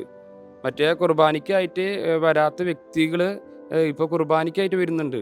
അപ്പോൾ നമ്മൾ ചെയ്യുന്ന ആ ഒരു കാര്യത്തിന് വലിയൊരു ഫ്രൂട്ട് ഇപ്പോൾ ലഭിച്ചു തുടങ്ങി എന്ന് കേട്ടതിൽ വലിയ സന്തോഷം തോന്നി. ഇനി നമുക്ക് അടുത്തൊരു ഗ്രൂപ്പിൻ്റെ വിശേഷങ്ങൾ കേൾക്കാം. സ്മിത ചേച്ചി. നേരത്തെ സിജോ പറഞ്ഞിരുന്നല്ലോ പ്രേമഗിരിയിൽ സീം സിസ്റ്റേഴ്സ് ഞങ്ങളെ എതിരേറ്റതൊക്കെ. അങ്ങനെ ഞങ്ങൾ 5 പേരായിട്ടാണ് ഞങ്ങൾ പോയത്. ഞങ്ങൾ സീനായി റിട്രീറ്റ് സെൻ്ററിലാണ് ഞങ്ങൾ പോയത്. അവിടെയാണ് ഞങ്ങൾക്ക് താമസം ഒരുക്കി തന്നിരുന്നത്. അവിടെ ചെന്നപ്പോൾ അവിടുത്തെ അജീഷ് അച്ഛൻ നല്ല രീതിയിൽ ഞങ്ങളെ സ്വാഗതം ചെയ്തു. ഞങ്ങൾക്ക് ഭക്ഷണം ഒരുക്കാനായിട്ട് ഒരു ചേച്ചി ഉണ്ടായിരുന്നു. അത് നല്ല രീതിയിൽ ഞങ്ങൾക്ക് ഭക്ഷണം ഒരുക്കി തരുന്നുണ്ടായിരുന്നു 3 നേരവും. അതിനേക്കാളൊക്കെ ഉപരിയായിട്ട് ഞങ്ങൾക്ക് വിശുദ്ധ കുർബാനയും ദിവ്യകാരുണ്യം എഴുന്നള്ളിച്ച് വെച്ചിരുന്ന ഒരു ചാപ്പലും ഞങ്ങൾക്ക് തന്നു. ഒരു റിട്രീറ്റ് സെൻ്റർ ആയതുകൊണ്ട് എപ്പോഴും ദിവ്യകാരുണ്യം എഴുന്നള്ളിച്ച് വെക്കുന്ന ഒരു ചാപ്പലുണ്ടായിരുന്നു അവിടെ. ഞങ്ങൾ അവിടെ ആരാധിക്കാനായിട്ട് ഞങ്ങൾക്ക് യാതൊരു വക ബുദ്ധിമുട്ടും ഉണ്ടായിരുന്നില്ല. ഞങ്ങൾ രാവിലെ പള്ളിയിൽ പോകുന്നു, അത് കഴിഞ്ഞ് വന്നിട്ട് ഭക്ഷണം കഴിക്കുന്നു, അത് കഴിഞ്ഞ് ഞങ്ങൾ ആരാധനയ്ക്ക് കയറുന്നു. ഞങ്ങളത് കഴിഞ്ഞ് കുറച്ച് കഴിഞ്ഞിട്ട് ഗൂഗിൾ മീറ്റ് പിടിച്ചിരുന്നു സിജോ. ഞങ്ങളുടെ ഈ 3 ഗ്രൂപ്പിൻ്റെ വിശേഷങ്ങൾ ഞങ്ങൾ ആ ഗൂഗിൾ മീറ്റിലൂടെ ഞങ്ങൾ ഷെയർ ചെയ്യുമായിരുന്നു എല്ലാ ദിവസവും. അത് കഴിഞ്ഞ് ഞങ്ങൾ ഉച്ചതിരിഞ്ഞ് വീണ്ടും ഞങ്ങൾ കുറച്ച് നേരം ആരാധനയ്ക്ക് ഇരുന്ന് ഞങ്ങൾ അന്ന് വൈകിട്ട് അജീഷ് ഞങ്ങളെ ഒരു അഭയഗിരി കോൺവെൻറ്റിലേക്ക് കൊണ്ടുപോയി. അവിടെ ഒരു പ്രോഗ്രാം ചെയ്യാനായിട്ട് ഞങ്ങൾ കൊണ്ടുപോയത്. അവിടെ ഒരു HIV ബാധിച്ച കുട്ടികളുടെ അടുത്തേക്ക് ഞങ്ങളെ കൊണ്ടുപോയി. പ്രോഗ്രാമിനെ കുറിച്ച് ജിതിൻ പറയുന്നതായിരിക്കും. അഭയഗിരി എന്ന് പറഞ്ഞാൽ സിസ്റ്റർമാർ നടത്തുന്ന HIV/AIDS ബാധിച്ച കുട്ടികൾക്ക് വേണ്ടിയുള്ള ഒരു ആശ്രയ കേന്ദ്രമാണ്. അവിടെ ഒരു 40 തൊട്ട് 50ഓളം പിള്ളേരുണ്ട്. ഞങ്ങൾക്ക് ശക്തമായി ഞാൻ വിശ്വസിക്കുന്നു, ഞങ്ങൾ കൊണ്ടുപോയത് ഹൗസ് വിസിറ്റുകൾക്കോ അല്ലെങ്കിൽ വേറെ കാര്യങ്ങൾക്കായിരുന്നില്ല. ശരിക്കും കുട്ടികൾക്കും യുവാക്കൾക്കും ഇടയിൽ ഒരു പ്രോഗ്രാം നടത്താൻ, ജീസസ് യൂത്ത് എന്താണെന്ന് കാണിച്ചു കൊടുക്കാൻ വേണ്ടിയാണ് ഞങ്ങളുടെ ഗ്രൂപ്പിനെ കൊണ്ടുപോയത്. ഞങ്ങൾ ഈ കുട്ടികളുടെ ഇടയിൽ പ്രോഗ്രാം നടത്തുന്നതിന് മുമ്പ് ഞങ്ങൾ അത്യാവശ്യം പ്രാർത്ഥിച്ചിട്ടുണ്ടായിരുന്നു. അഡോറേഷനായിട്ടും പ്രാർത്ഥനയായിട്ടും ഞങ്ങൾ കുറേ സമയം സ്പെൻഡ് ചെയ്തിട്ടുണ്ടായിരുന്നു. അത് കഴിഞ്ഞിട്ടാണ് ഞങ്ങളൊരു പ്രോഗ്രാം സ്റ്റാർട്ട് ചെയ്തത്. അപ്പോൾ അതിലെ ഭാഗമായിട്ട് കുട്ടികൾക്ക് ഇനീഷ്യലായിട്ട് ഒരു ഐസ് ബ്രേക്കിംഗ് സെഷൻ ഉണ്ടാവും. അവർക്ക് ആക്ഷൻ സോങ് പഠിപ്പിക്കും. പിന്നീട് ഒരു ടെസ്റ്റ് മണി ഉണ്ടാവും. അങ്ങനെ കുറച്ച് അനുഭവങ്ങൾ പറയും. ഫൈനലി ഒരു ആരാധന. ഇങ്ങനെ ഒരു രീതിയിലാണ് നമ്മൾ പ്ലാൻ ചെയ്തത്. അത് അതിമനോഹരമായി കർത്താവ് മുന്നോട്ട് കൊണ്ടുപോയി. നമ്മൾ ശരിക്കും പറഞ്ഞാൽ ദിവ്യകാരുണ്യത്തെക്കുറിച്ചാണ് കുട്ടികളോട് പറഞ്ഞു കൊടുത്തത്. അപ്പോൾ ആ സെഷൻ എടുത്തത് ജേസൺ ചേട്ടനാണ്. ജേസൺ ചേട്ടൻ ശരിക്കും പറഞ്ഞാൽ കഞ്ചിക്കോടുള്ള റാണിയുടെ എക്സ്പീരിയൻസ് ആണ് പറഞ്ഞത്. ജേസൺ ചേട്ടൻ കഞ്ചിക്കോട് റാണിയുടെ നാവിൽ വിശുദ്ധ കുർബാന രക്തവും മാംസവും ആയി മാറുന്ന അത്ഭുതം നേരിട്ട് കണ്ട ഒരു അനുഭവം ആൾ പറഞ്ഞിട്ടുണ്ടായിരുന്നു. അതുപോലെ തന്നെ നമ്മുടെ സിമി ചേച്ചി, ഞങ്ങളുടെ ടീമിലുള്ള ലിജി ചേച്ചിയുടെ മോളുടെ അത്ഭുതകരമായ ക്യാൻസർ മാറിയ അനുഭവമാണ് ലിജി ചേച്ചിയുടെ സിമി ചേച്ചി പറഞ്ഞിട്ടുണ്ടായിരുന്നത്. സത്യം പറഞ്ഞാൽ ഈ കുട്ടികൾക്ക് വലിയൊരു അനുഭവമായിരുന്നു. കാരണം ഞങ്ങൾക്ക് ഓർമ്മയുണ്ട്, ആദ്യത്തെ ദിവസത്തിൻ്റെ പ്രോഗ്രാം കഴിഞ്ഞിട്ട് 5-ാമത്തെ 4-ാമത്തെ ദിവസമായപ്പോൾ ഈ കുട്ടികൾ ഞങ്ങളെ കാണാൻ വരികയാണ്. നിങ്ങളൊക്കെ എവിടെയെന്ന് ചോദിക്കുകയാണ്. അപ്പോൾ സത്യം പറഞ്ഞാൽ ഈ കുട്ടികൾ കാണുമ്പോൾ നമുക്കറിയാം ഇവർക്ക് നമ്മളോടൊരു സ്നേഹം തോന്നുന്നുണ്ട്, നമ്മളോടൊരു ആകർഷണം തോന്നുന്നുണ്ട്. അത് ശരിക്കും നമ്മളോടുള്ള ഒരു ആകർഷണമല്ല, ഈശോയോടുള്ള ഒരു ആകർഷണമാണ്. അതായിരുന്നു ഒരു ബലം. അല്ലെങ്കിൽ ആ മിഷന് തിരിച്ചു വരുമ്പോൾ നമുക്കൊരു ധൈര്യം ഉള്ളത് എന്ന് പറഞ്ഞാൽ നമുക്ക് ഈശോന് അവർക്ക് കൊടുക്കാൻ പറ്റി, ഈശോയെ പറഞ്ഞു തരാൻ പറ്റി. അങ്ങനത്തെ ഒരു അനുഭവമായിരുന്നു ആദ്യത്തെ ദിവസം ഉണ്ടായിരുന്നത്. പിന്നീട് നമ്മൾ 2-ാമത്തെ ദിവസത്തിലായിരുന്നു ഹൗസ് വിസിറ്റുകൾ നടത്തിയത്. അത് കുറച്ചും കൂടിയും സിമി ചേച്ചി പറയും. ഞങ്ങൾ 2-ാമത്തെ ദിവസം ഞങ്ങൾ ഈ പ്രോഗ്രാം കഴിയുമ്പോൾ ഞങ്ങൾ 5 പേരും കൂടി ഇരുന്നിട്ട് ഞങ്ങൾ അന്നത്തെ കാര്യങ്ങളൊക്കെ ചർച്ച ചെയ്യുമായിരുന്നു. ഇന്ന് എങ്ങനെ പോയി, എന്തൊക്കെ നമുക്ക് അനുഭവങ്ങൾ ഉണ്ടായെന്നുള്ളത് ഞങ്ങൾ ചർച്ച ചെയ്ത് ഞങ്ങൾ 5 പേരും ഇരുന്ന് പ്രാർത്ഥിച്ചിട്ടാണ് ഞങ്ങൾ കിടന്നുറങ്ങാൻ പോകുന്നത്. പിറ്റേ ദിവസം രാവിലെ ഇതുപോലെ തന്നെ ഞങ്ങൾ കുർബാന കിട്ടുന്നു, അതുപോലെ തന്നെ ആരാധനയ്ക്ക് ഇരിക്കുന്നു, അതുപോലെ തന്നെ ഞങ്ങൾ ഗൂഗിൾ മീറ്റിൽ എല്ലാവരുമായിട്ട് സംസാരിക്കുന്നു. അങ്ങനെ വീണ്ടും ഞങ്ങൾ അന്ന് ഉച്ചതിരിഞ്ഞ് പോയിട്ടുള്ളത് ഹൗസ് വിസിറ്റിങ്ങിനാണ്. ഹൗസ് വിസിറ്റിങ്ങിനെ കുറിച്ച് ജയസേട്ടൻ പറയുന്നതായിരിക്കും. ഈ മിഷൻ യാത്ര എന്ന് പറയുമ്പോൾ എൻ്റെ മനസ്സിൽ വന്നത് നമുക്ക് താമസിക്കാനായിട്ട് ഏതെങ്കിലും ചെറിയൊരു വീട് എന്നൊക്കെയാണ് എൻ്റെ സങ്കല്പത്തിലുണ്ടായിരുന്നത്. പക്ഷേ ഒരു ചെറിയൊരു റിട്രീറ്റ് സെൻറ്ററിലാണ് താമസിക്കേണ്ടത് കണ്ടപ്പോൾ ഞാൻ സത്യത്തിൽ അത്ഭുതപ്പെട്ടു പോയി. എന്തുകൊണ്ടാണ് ഞങ്ങൾക്ക് മാത്രം ഒരു വ്യത്യസ്തമായിട്ടൊരു സ്ഥലം ദൈവം ഒരുക്കിയതെന്ന് ചിന്തിച്ചു. അപ്പോഴാണ് നമ്മുടെ കോർഡിനേറ്റർ പറയുന്നത് നമുക്ക് 2 സ്ഥലങ്ങളിൽ പ്രോഗ്രാം ചെയ്യാനുണ്ട്. ഒന്ന് കുട്ടികളുടെ ഇടയിലും അതുപോലെ നമുക്കൊരു JMJ കോളേജിലും. അത് കഴിഞ്ഞിട്ടാണ് ഞങ്ങൾ വില്ലേജുകളിലൊക്കെ ഇറങ്ങുന്നത്. വീടുകളിലേക്ക് ഇറങ്ങിയപ്പോൾ എന്നെ പെട്ടെന്ന് ശ്രദ്ധിച്ച ഒരു കാര്യം, ഇങ്ങോട്ട് മിഷന് വരുമ്പോൾ കർത്താവ് പറഞ്ഞൊരു കാര്യം ഉണ്ടായിരുന്നു, പരിശുദ്ധ അമ്മ നിങ്ങളുടെ കൂടെ ഉണ്ടാകും. ഞങ്ങൾ 1-2 വീട്ടുകൾ കയറിയപ്പോൾ നമുക്ക് സാധാരണ അറിയാം, നമ്മുടെ അടുക്കളയിലെ കിച്ചൺ സ്ലാബിൻ്റെ അടിയിലൊക്കെ നമ്മൾ കള്ളികൾ തിരിച്ച് നമ്മൾ അതിൽ പാത്രങ്ങളൊക്കെ വയ്ക്കാറുണ്ട്. 1-2 വീട്ടിൽ പോയപ്പോൾ ഒരു വീട്ടിലെ ഭർത്താവ് ഹൈന്ദവനാണ്, ഭാര്യയാണ് ക്രിസ്ത്യൻസ്. ആ അമ്മയ്ക്ക് ഭയങ്കര വിശ്വാസമാണ്. അമ്മ ചെയ്യുന്നത് എന്താണെന്ന് വെച്ചാൽ വളരെ ഈ കിച്ചൻ്റെ സ്ലാബിൻ്റെ അടിയിലെ ഒരു കള്ളിയിൽ മാതാവിനെ വെച്ചുകൊണ്ട് അവിടെയാണ് അമ്മ ജപമാല ചൊല്ലി പ്രാർത്ഥിക്കുന്നത്. ഇതിപ്പോൾ രണ്ടാമത്തെ വീട്ടിൽ ചെന്നപ്പോൾ കണ്ടത് എവിടെ നോക്കിയാലും മാതാവ്, പലതരത്തിലുള്ള മാതാവിൻ്റെ രൂപങ്ങളും പടങ്ങളാണ് ആ വീട്ടിലെ. അവിടെയും വളരെ മാതാവിൻ്റെ ശരിക്കും മാതാവ് അവിടെ ഇറങ്ങി വന്നൊരു ഭവനം പോലെയാണ് തോന്നിയത്. ആ വീട്ടിലെ മാതാവ് ഇടപെട്ട ഒരു അനുഭവം ഉണ്ടായിരുന്നു. അങ്ങനെ ഞങ്ങൾ അന്നത്തെ ദിവസം കഴിഞ്ഞു. മൂന്നാമത്തെ ദിവസം ഞങ്ങൾ വീണ്ടും വിശുദ്ധ കുർബാന ഞങ്ങൾക്ക് ഞങ്ങൾ വേറൊരു പ്രത്യേകത, ഈ വിസിറ്റിങ്ങിന് പോകുമ്പോൾ ഞങ്ങളുടെ കൂടെ എപ്പോഴും അവിടുത്തെ ഇടവക വൈദികൻ ഞങ്ങളുടെ കൂടെ ഉണ്ടായിരുന്നു. രാജേന്ദ്ര എന്ന് പറയുന്ന ഒരു വൈദികൻ ഞങ്ങളുടെ കൂടെ ഉണ്ടായിരുന്നു. ഒപ്പം തന്നെ 2 സിസ്റ്റേഴ്സും ഞങ്ങളെ സഹായിക്കാനുണ്ടായിരുന്നു. ഞങ്ങൾ അത് കാരണം ബുദ്ധിമുട്ട് വന്നില്ല. ഞങ്ങൾക്ക് ട്രാൻസ്ലേഷൻ ചെയ്യാൻ അവരുള്ളത് കൊണ്ട് ഞങ്ങൾക്ക് പറയാൻ ബുദ്ധിമുട്ട് വന്നില്ല. പിന്നെ ജിതിൻ ഞങ്ങൾക്ക് കുറേ ഇംഗ്ലീഷ് അറിയാവുന്നതുകൊണ്ട് കുറേ ഞങ്ങളെ അങ്ങനെയും കുറേ സഹായിച്ചിരുന്നു. അങ്ങനെ ഞങ്ങളുടെ അന്നത്തെ ദിവസം കഴിഞ്ഞു. പിറ്റേ ദിവസം ഞങ്ങൾ ഇതുപോലെ തന്നെ വിശുദ്ധ കുർബാനയ്ക്ക് പോയി ആരാധനയ്ക്ക് ഇരുന്നു. അന്ന് തിരുവോണമായിരുന്നു. അപ്പോൾ ഞങ്ങൾക്ക് ഉച്ചയ്ക്ക് ഭക്ഷണം, ഞാൻ ഓണല്ലേ അപ്പോൾ എന്തെങ്കിലും സ്പെഷ്യൽ ഉണ്ടാവുമെന്ന് എനിക്ക് അവിടുത്തെ അറിയില്ല എന്താവുമെന്ന്. പക്ഷെ ഞാൻ ഭക്ഷണം കഴിക്കാനായിട്ട് ചെന്നിരുന്നപ്പോൾ എൻ്റെ മനസ്സാകെ തളർന്നു പോയി. കാരണം അന്ന് പരിപ്പ് കൂട്ടാൻ ചമ്മന്തിയാണ് ഞങ്ങൾക്ക് കിട്ടിയത്, ഞങ്ങൾക്ക് 5 പേർക്കും കിട്ടിയത്. അപ്പോൾ ഞാൻ വിഷമിച്ചു പോയി. കാരണം നമ്മുടെ നാട്ടിൽ ഓണാണല്ലോ. അപ്പോൾ ദൈവമേ ഒരു പപ്പടോ അല്ലെങ്കിൽ ഒരു അച്ചാറോ കിട്ടിയിരുന്നെങ്കിൽ എന്ന് ഞാൻ ആശിച്ചു പോയി. അങ്ങനെ ഇരിക്കുമ്പോഴാണ് ഈ CMC കോൺവെൻറ്റിൽ നിന്ന് സിസ്റ്റർ ജിതിനെ വിളിക്കുന്നത്. ജിതിനെ നിങ്ങൾ ഭക്ഷണം കഴിച്ച് തുടങ്ങിയോ? അപ്പോൾ ജിതിൻ പറഞ്ഞു ഭക്ഷണം കഴിച്ച് തുടങ്ങി.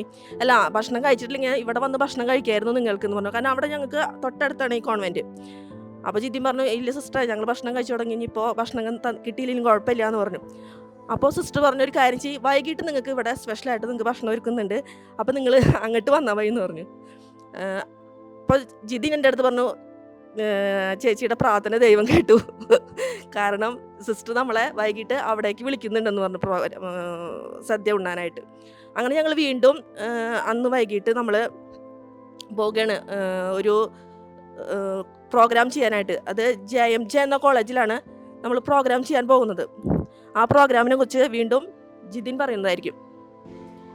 സത്യം പറഞ്ഞാൽ നമ്മൾ അഭയഗിരി എന്ന് പറഞ്ഞാൽ മുമ്പ് എയ്ഡ്സിൻ്റെ പിള്ളേർക്ക് നടത്തിയ അതേ ഫോർമാറ്റിൽ തന്നെയാണ് നമ്മൾ പ്രോഗ്രാം നടത്താൻ പ്ലാൻ ഇട്ടത്. ആ ദിവസം ഒരു സ്കിറ്റും നമ്മൾ ചെയ്യാമെന്ന് പ്ലാൻ ഇട്ടുണ്ടായിരുന്നു. അതിൻ്റെ കൂടെ മുമ്പ് പറഞ്ഞ അതേ രീതിയിലും പിന്നെ ഒരു സ്കിറ്റും ചെയ്യാമെന്ന് നമ്മൾ പ്ലാൻ ഇട്ടു. സത്യം പറഞ്ഞാൽ ഞാൻ ഭയങ്കര പേടിച്ചിരിക്കുകയായിരുന്നു. കാരണം ഞങ്ങളൊരു സ്കിറ്റിന് ഇത്ര പ്രാക്ടീസ് ഒന്നും ചെയ്തിട്ടില്ല. എൻ്റെ മനസ്സിൽ ഞങ്ങൾ പ്രാർത്ഥിച്ചിട്ടൊന്നുമില്ല. അങ്ങനത്തെ കാര്യങ്ങളായിരുന്നു എൻ്റെ മനസ്സിൽ കിടക്കുന്നുണ്ടായിരുന്നത്. സത്യം പറഞ്ഞാൽ ഭയങ്കര ഉള്ളിൻ്റെ ഉള്ളൊരു പേടി ഉണ്ടായിരുന്നു. കാരണം അന്ന് പറഞ്ഞിട്ടുണ്ടായിരുന്നു കുറേ പിള്ളേരുടെ ഇടയിൽ നമുക്കൊരു പരിപാടി നടത്തേണ്ടി വരും. ഞാൻ ശരിക്കും പറഞ്ഞാൽ വിറക്കുകയായിരുന്നു. എനിക്ക് ഓർമ്മയുണ്ട്, ഞങ്ങളെങ്ങളുടെ എല്ലാ പരിപാടികളും പ്ലാൻ ചെയ്തു. ഒരു 3 മണിയായി. ഇറങ്ങണേക്കാളും ജസ്റ്റ് മുമ്പ് ഞങ്ങൾ ബൈബിൾ വായിച്ചു. അപ്പോൾ കിട്ടിയ വചനം പൗലോസ്ലീഹ കപ്പൽ കയറി പോകുമ്പോൾ കപ്പൽ അപകടം ഉണ്ടാവുന്ന ഒരു കാര്യമാണ് പറഞ്ഞത്. ഇത് കേട്ടപ്പോൾ ഞാൻ ഫ്ലാറ്റായി. ഞാൻ അറിഞ്ഞു ദൈവമേ ഇതെല്ലാം താളം തെറ്റാൻ പോവാമെന്ന് എനിക്ക് തോന്നി. ഞങ്ങളുടെ കയ്യിൽ നിന്നെല്ലാം പോവാമെന്ന് എനിക്ക് തോന്നി. കാരണം ഞങ്ങൾ പ്രാക്ടീസ് ചെയ്തിട്ടില്ല, പ്രാർത്ഥിച്ചിട്ടില്ല. പക്ഷേ മുമ്പത്തെ ജേസൻ ചേട്ടൻ പറഞ്ഞ പ്രേയറിൻ്റെ സമയത്ത് ജേസൻ ചേട്ടൻ ഒരു കാര്യം വിട്ടുപോയിണ്ടായിരുന്നു. മാതാവിൻ്റെ കൂടെ പൗലോസ്ലീഹയും ഞങ്ങൾക്ക് വേണ്ടി ശക്തമായി മാധ്യസ്ഥം വഹിക്കുകയായിരുന്നു. അപ്പോൾ ഞങ്ങളോട് പറഞ്ഞു, ജേസൻ ചേട്ടൻ പറഞ്ഞു, നമ്മൾ വായിച്ച ബൈബിളിൽ ഒരു കാര്യം പറഞ്ഞിട്ടുണ്ടായിരുന്നു, ഈ കപ്പൽ അപകടങ്ങൾ ഉണ്ടായാലും ഞാൻ നിന്നെ സീസറിൻ്റെ മുന്നിൽ നിർത്തും, നീ അവൻ്റെ മുന്നിൽ ദൈവത്തെ പ്രഘോഷിക്കും. സത്യം പറഞ്ഞാൽ ഈ സംഭവം പറഞ്ഞില്ല എനിക്കത് വലിയ വിശ്വാസം ഉണ്ടായിരുന്നില്ല. അത് കഴിഞ്ഞിട്ട് ഞങ്ങൾ ഈ നമുക്കറിയാം ചെറിയ കുട്ടികളുടെ ഇടയിൽ ചെയ്യണ പരിപാടി പോലെയല്ല യൂത്തിൻ്റെ ഇടയിൽ ചെയ്യണ പരിപാടി. കുറേ പിള്ളേരുണ്ടാവും, അവർക്ക് ഇഷ്ടമായില്ലെങ്കിൽ പിന്നെ അവർ ബോറടിച്ച് മാറി നിൽക്കും. പക്ഷേ ഞങ്ങൾ അവിടേക്ക് പോകുകയും ഞങ്ങളുടെ പരിപാടി ആരംഭിച്ച നിമിഷം തൊട്ട് ആ കുട്ടികൾ ഞങ്ങളോട് എൻഗേജ്ഡ് ആയിരുന്നു. സത്യം പറഞ്ഞാൽ ഭയങ്കര ധൈര്യത്തോടാണ് അവരുടെ കൂടെ എന്ത് പരിപാടിയായാലും ഞങ്ങൾക്ക് ചെയ്യാൻ പറ്റിയത്. ചേച്ചി ആയാലും സിജു ചേട്ടനായാലും ജേസൻ ചേട്ടനായാലും ഞാനായാലും ഞങ്ങൾക്ക് എന്തോ ഒരു ധൈര്യം ഈശോ അവിടെ തന്നു. ആ പിള്ളേരുടെ ഇടയിൽ ഞങ്ങൾക്ക് നന്നായിട്ട് പ്രോഗ്രാം പ്രസൻറ്റ് ചെയ്യാൻ പറ്റി. അതോടെ ഒരു കാര്യം പഠിച്ചു, നമ്മളല്ല കർത്താവാണ് ഒരു കാര്യത്തെ മുന്നോട്ട് കൊണ്ടുപോകുന്നത്. നമുക്ക് വിജയം തോൽവി നൽകുന്നത് കർത്താവാണ്. ഈ നമ്മൾ മിഷനിൽ മുന്നോട്ട് പോകുമ്പോൾ ഞാൻ മനസ്സിലാക്കുന്ന ഒരു കാര്യമുണ്ട് എന്ന് പറഞ്ഞാൽ, നമ്മൾ ബലഹീനരായിരിക്കും, നമുക്ക് വലിയ കഴിവുകളോ അല്ലെങ്കിൽ നമുക്ക് വലിയ സിദ്ധികളൊന്നും ഉണ്ടാവില്ല. പക്ഷെ നമ്മുടെ കൂടെ കർത്താവുണ്ട്. ആ കർത്താവാണ് നമ്മൾ മുന്നോട്ട് കൊണ്ടുപോവുക. ഈ പരിപാടികൾക്കും അല്ലെങ്കിൽ നമ്മുടെ ഹൗസ് വിസിറ്റിങ്ങിലും ഞാൻ ശ്രദ്ധിച്ചിട്ടുണ്ട്. ഞങ്ങൾ ഹൗസ് വിസിറ്റ് നടത്തിയപ്പോൾ ഞങ്ങൾക്ക് ഭാഷകളൊന്നും അറിയില്ല, ഈ ആൾക്കാരോട് എന്ത് പറയണം, എങ്ങനെ പറയണം ഒന്നും അറിയില്ല. പക്ഷെ പരിശുദ്ധാത്മാവിൽ ആശ്രയിച്ച് ഞങ്ങൾ എങ്ങനെയൊക്കെയോ ഇവരുടെ ആവശ്യങ്ങൾ ഞങ്ങൾ മനസ്സിലാക്കും. അവരോട് എന്ത് പറയണമെന്ന് പരിശുദ്ധാത്മാ ആ സമയത്ത് ഞങ്ങൾക്ക് പറഞ്ഞു തരും. എനിക്ക് ഓർമ്മയുണ്ട്, സിമി ചേച്ചി ഞങ്ങൾ ആദ്യത്തെ ഹൗസ് വിസിറ്റുകൾ നടത്താണ്. മൂന്നാമത്തെ ഹൗസിൽ സിമി ചേച്ചിയാണ് സംസാരിക്കേണ്ടത്. ചേച്ചിക്ക് ഭാഷയൊന്നും അറിയില്ല. ഞാൻ ഇംഗ്ലീഷ് ആയ കാരണം എനിക്ക് വീണ്ടും പിടിച്ച് നിൽക്കാം. ഞാനായിരുന്നു ഈ മൊത്തം ഗ്രൂപ്പിൻ്റെ ട്രാൻസ്ലേറ്റർ. അപ്പോൾ ചേച്ചി ഭയങ്കര ടെൻഷനിലാണ് ഇരിക്കണത്. ഞാൻ എങ്ങനെ സംസാരിക്കും ചേച്ചിക്ക് അറിയില്ല. പക്ഷെ ഞാൻ നോക്കുമ്പോൾ മൂന്നാമത്തെ വീട് ഒരു മലയാളിയുടെ വീടാണ്. ചേച്ചി ആ വീട്ടിൽ പോയി അവിടെയുള്ള മലയാളി ചേച്ചിയോട് സംസാരിച്ചു. അവരുടെ പ്രശ്നങ്ങളും പ്രാർത്ഥനകളും അപേക്ഷകളും ഒക്കെ മനസ്സിലാക്കി. അവസാനം ചേച്ചി ഭംഗിയായിട്ട് അവർക്ക് വേണ്ടി പ്രാർത്ഥിച്ചു. സത്യം പറഞ്ഞ് നമ്മൾ മിഷനിലേക്ക് ഇറങ്ങിത്തിരിക്കുമ്പോൾ കർത്താവ് നമുക്ക് എല്ലാ കാര്യങ്ങളും ക്രമീകരിച്ച് തരും. നമ്മളൊന്ന് വിട്ടുകൊടുത്താൽ മതി. ബാക്കിയെല്ലാം കർത്താവ് ചെയ്യുന്ന ഒരു അനുഭവമാണ് ഞങ്ങൾക്ക് ഉണ്ടായിരുന്നത്. ഞങ്ങൾ വീണ്ടും പിറ്റേ ദിവസം അതായത് മലയാളത്തിലുള്ളൊരു പാട്ട് തെലുങ്കിലേക്ക് അത് ട്രാൻസ്ഫർ ചെയ്തിട്ട് സിജോ അത് നല്ല ഭംഗിയായിട്ട് ആരാധനയ്ക്ക് പാടി. അത് കുട്ടികൾക്ക് ഭയങ്കര അധികം ഫീലിംഗ് ആയി. പിന്നെ അതുപോലെ തന്നെ അഭയഗിരിയിലും അങ്ങനെ ചെയ്യാനായിട്ട് സിജോനെ വന്നു. സിജോ ആ സംഭവം, ആ അനുഭവം ഒന്ന് പറയാമോ? ഞാനിങ്ങളിതിലേ ഇതിൽ അങ്ങനെ കുട്ടികളുടെ പ്രോഗ്രാം, അതായത് വളരെ പെട്ടെന്നായിരുന്ന ഒരു പ്രോഗ്രാം അന്ന് തിങ്കളാഴ്ച വന്നു. അപ്പോൾ ഞാൻ ഈശോയോട് ചോദിച്ചു, ഈശോയെ നമ്മളവിടെ ഒരു പ്രോഗ്രാം ചെയ്യാൻ പോവാണ്, നമ്മളെല്ലാം അവർക്ക് മനസ്സിലാവണമെങ്കിലേ നിനക്ക് വേണ്ടി ഒരു പാട്ടെങ്കിലും പാടാനായിട്ട് ഞങ്ങൾക്ക് പറ്റുമോ എന്ന് ചോദിച്ചു. അപ്പോൾ ആ സമയത്ത് ഉള്ളിൽ നിന്നൊരു തോന്നലാണ്, നിങ്ങളെ കൊണ്ട് തീർച്ചയായിട്ടും പറ്റും. അപ്പോൾ അങ്ങനെ ആ ഒരു സ്വരം കേട്ടപ്പോൾ എനിക്ക് ഭയങ്കര സന്തോഷമായി. അങ്ങനെയാണെങ്കിൽ ഏത് പാട്ടാണ് പാടാൻ ചോദിച്ചു. അങ്ങനെ ആ പാട്ട് കർത്താവ് തന്നെ പറഞ്ഞു തരികയാണ്. എൻ്റെ തുല്യം ചൊല്ലാൻ ആരുമില്ല എന്നുള്ളൊരു പാട്ടില്ലേ, ആ ഒരു പാട്ട് ശരിക്കും അത് ഭയങ്കര ഫീൽ ചെയ്തു. അങ്ങനെ ഞാൻ എന്നിട്ട് അവിടുത്തെ ധ്യാന കേന്ദ്രത്തിലെ നമ്മുടെ അച്ഛനോട് ചോദിച്ചു. അച്ഛൻ ആ പാട്ടിൻ്റെ എല്ലാ വരികളും ഞങ്ങൾക്ക് മാക്സിമം ഒരു 4 വരെയാണ് എടുത്തത്, 4-6 വരെയാണ് ഞങ്ങൾ എടുത്തത്.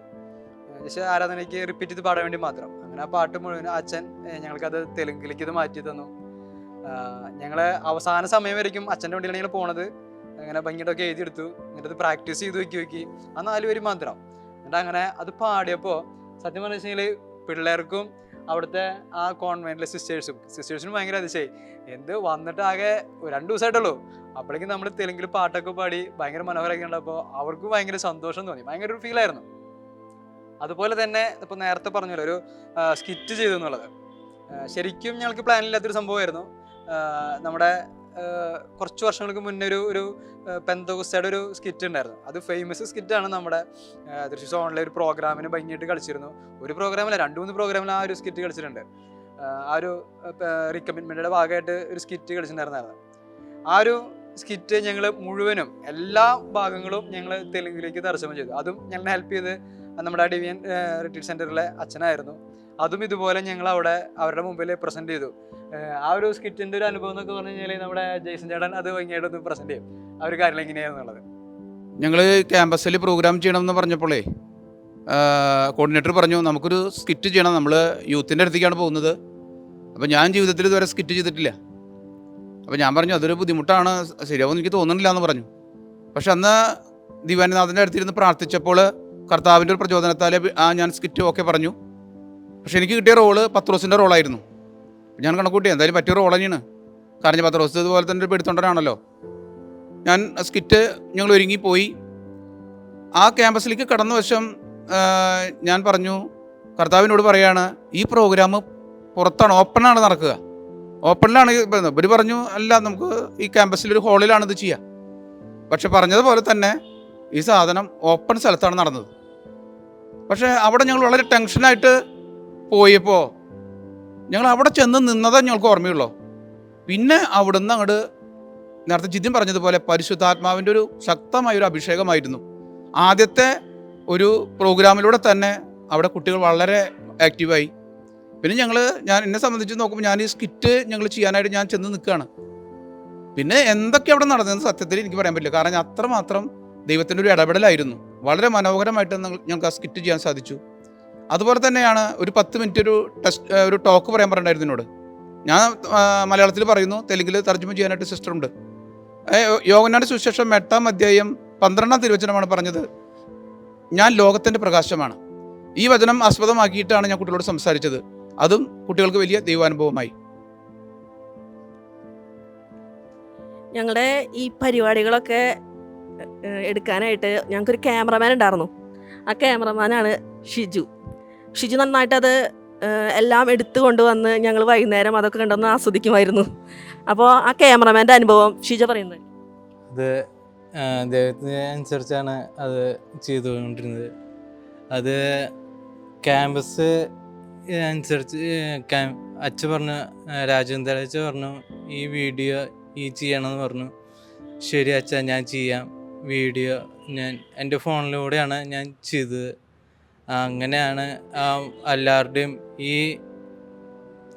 പ്രോഗ്രാം എല്ലാം മൊത്തമായിട്ട് കിട്ടിയത്. എനിക്ക് ഈ സ്കിറ്റും സെഷനും ഇതൊക്കെ എല്ലാം ഉൾപ്പെടുത്തി അവരുടെ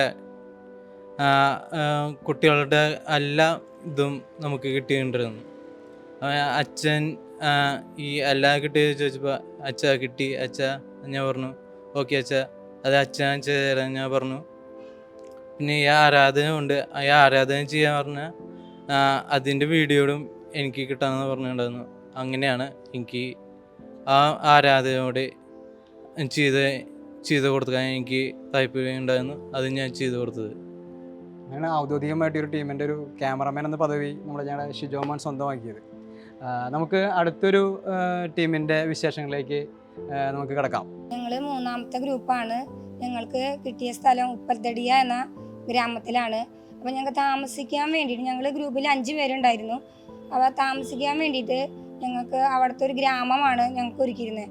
പെട്ടെന്നൊരു സാഹചര്യത്തിൽ ഞങ്ങൾക്ക് അവിടെ താമസിക്കാൻ പറ്റില്ല, അതിനുള്ള സൗകര്യമില്ല എന്ന് പറഞ്ഞ് അച്ഛൻ തന്നെ ഞങ്ങളെ അച്ഛൻ്റെ വൈദിക മന്ദിരത്തിലേക്ക് ഞങ്ങൾ ക്ഷണിക്കുമായിരുന്നു. ഞങ്ങളവിടെ ചെല്ലുമ്പോൾ അച്ഛന് അത്ര ഭയങ്കര തിരക്കായിരുന്നു. എന്താ വെച്ചാൽ അച്ഛൻ്റെ റൂം ഷിഫ്റ്റ് ചെയ്ത് ഞങ്ങളെ ആ റൂമിൽ താമസിപ്പിക്കുകയാണ് ചെയ്തത്. അപ്പോൾ ഞങ്ങളവിടെ ചെല്ലുമ്പോൾ അത്ര വലിയ സ്വീകരണത്തോടു കൂടിയാണ് ഞങ്ങളെ ഒരു വിശുദ്ധർ വരുന്ന ഒരു പവറിലാണ് ഒരു വൈദികം പോലും ഞങ്ങളവിടെ സ്വീകരിച്ചത്. അപ്പോൾ ഈ കാലഘട്ടത്തിൽ നമ്മൾ ഫാമിലിയായിട്ട് മിഷന് പോകാമെന്ന് പറഞ്ഞാൽ ഒത്തിരി പ്രയാസങ്ങളും ബുദ്ധിമുട്ടുള്ള കാര്യമാണ്. ഞങ്ങളുടെ ഫാമിലി, എൻ്റെ മോളും ചെറിയ മോളും കൂടി മിഷന് വന്നിരുന്നു. അപ്പോൾ അവിടെ അച്ഛനായാലും നമ്മുടെ വീട്ടിൽ എങ്ങനെ നമ്മൾ എത്ര സൗകര്യത്തോടു കൂടി നമ്മൾ എത്ര സന്തോഷത്തോടു കൂടി കഴിയുന്നു, അതേപോലെയാണ് ഞങ്ങളുടെ മകളേനും അവിടെ അച്ഛൻ്റെ വീട്ടിലൊരു അംഗമായി സ്വീകരിച്ച് അതുപോലെ ഒരു കുഞ്ഞു മിഷണറിയാന്ന് പറഞ്ഞ് അത്രയും പ്രോത്സാഹനവും ഒരു സന്തോഷവും വലിയൊരു കുടുംബത്തിലേക്ക് എന്നുള്ള ഒരു കൂട്ടിച്ചേർക്കലായിരുന്നു ഞങ്ങൾക്ക് അവിടെ അനുഭവപ്പെട്ടത്. അത് കഴിഞ്ഞ് ഞങ്ങൾ അവിടെ വിശുദ്ധ കുർബാന പിറ്റേ ദിവസം രാവിലെ വിശുദ്ധ കുർബാന അർപ്പിച്ചു. പകൽ സമയങ്ങളിലൊക്കെ മധ്യസ്ഥ പ്രാർത്ഥനയ്ക്കാണ് ഇരുന്നത്. മധ്യസ്ഥ പ്രാർത്ഥനയ്ക്ക് ഇരുന്ന് വൈകിട്ടാണ് ഞങ്ങൾ വീടുകളിലേക്ക് വിസിറ്റിങ്ങിന് പോയിരുന്നത്. ആ സമയത്ത് ഞങ്ങൾ ഒത്തിരി അനുഭവങ്ങളിലൂടെ ദൈവാനുഭവത്തിലൂടെ കടന്നുപോയി.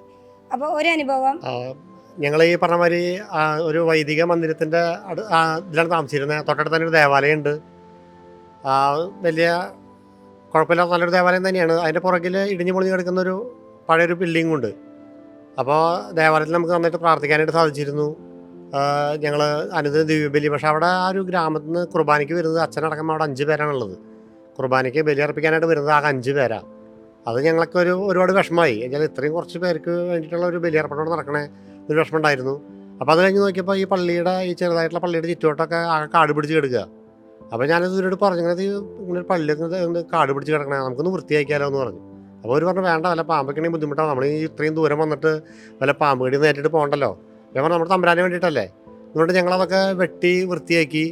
എന്നിട്ട് ഞങ്ങൾ വീണ്ടും പള്ളിയകത്ത് പോയിട്ടിരുന്ന് പ്രാർത്ഥിക്കുമ്പോൾ വീണ്ടും മരങ്ങൾ വെട്ടണ ശബ്ദം കേൾക്കുക.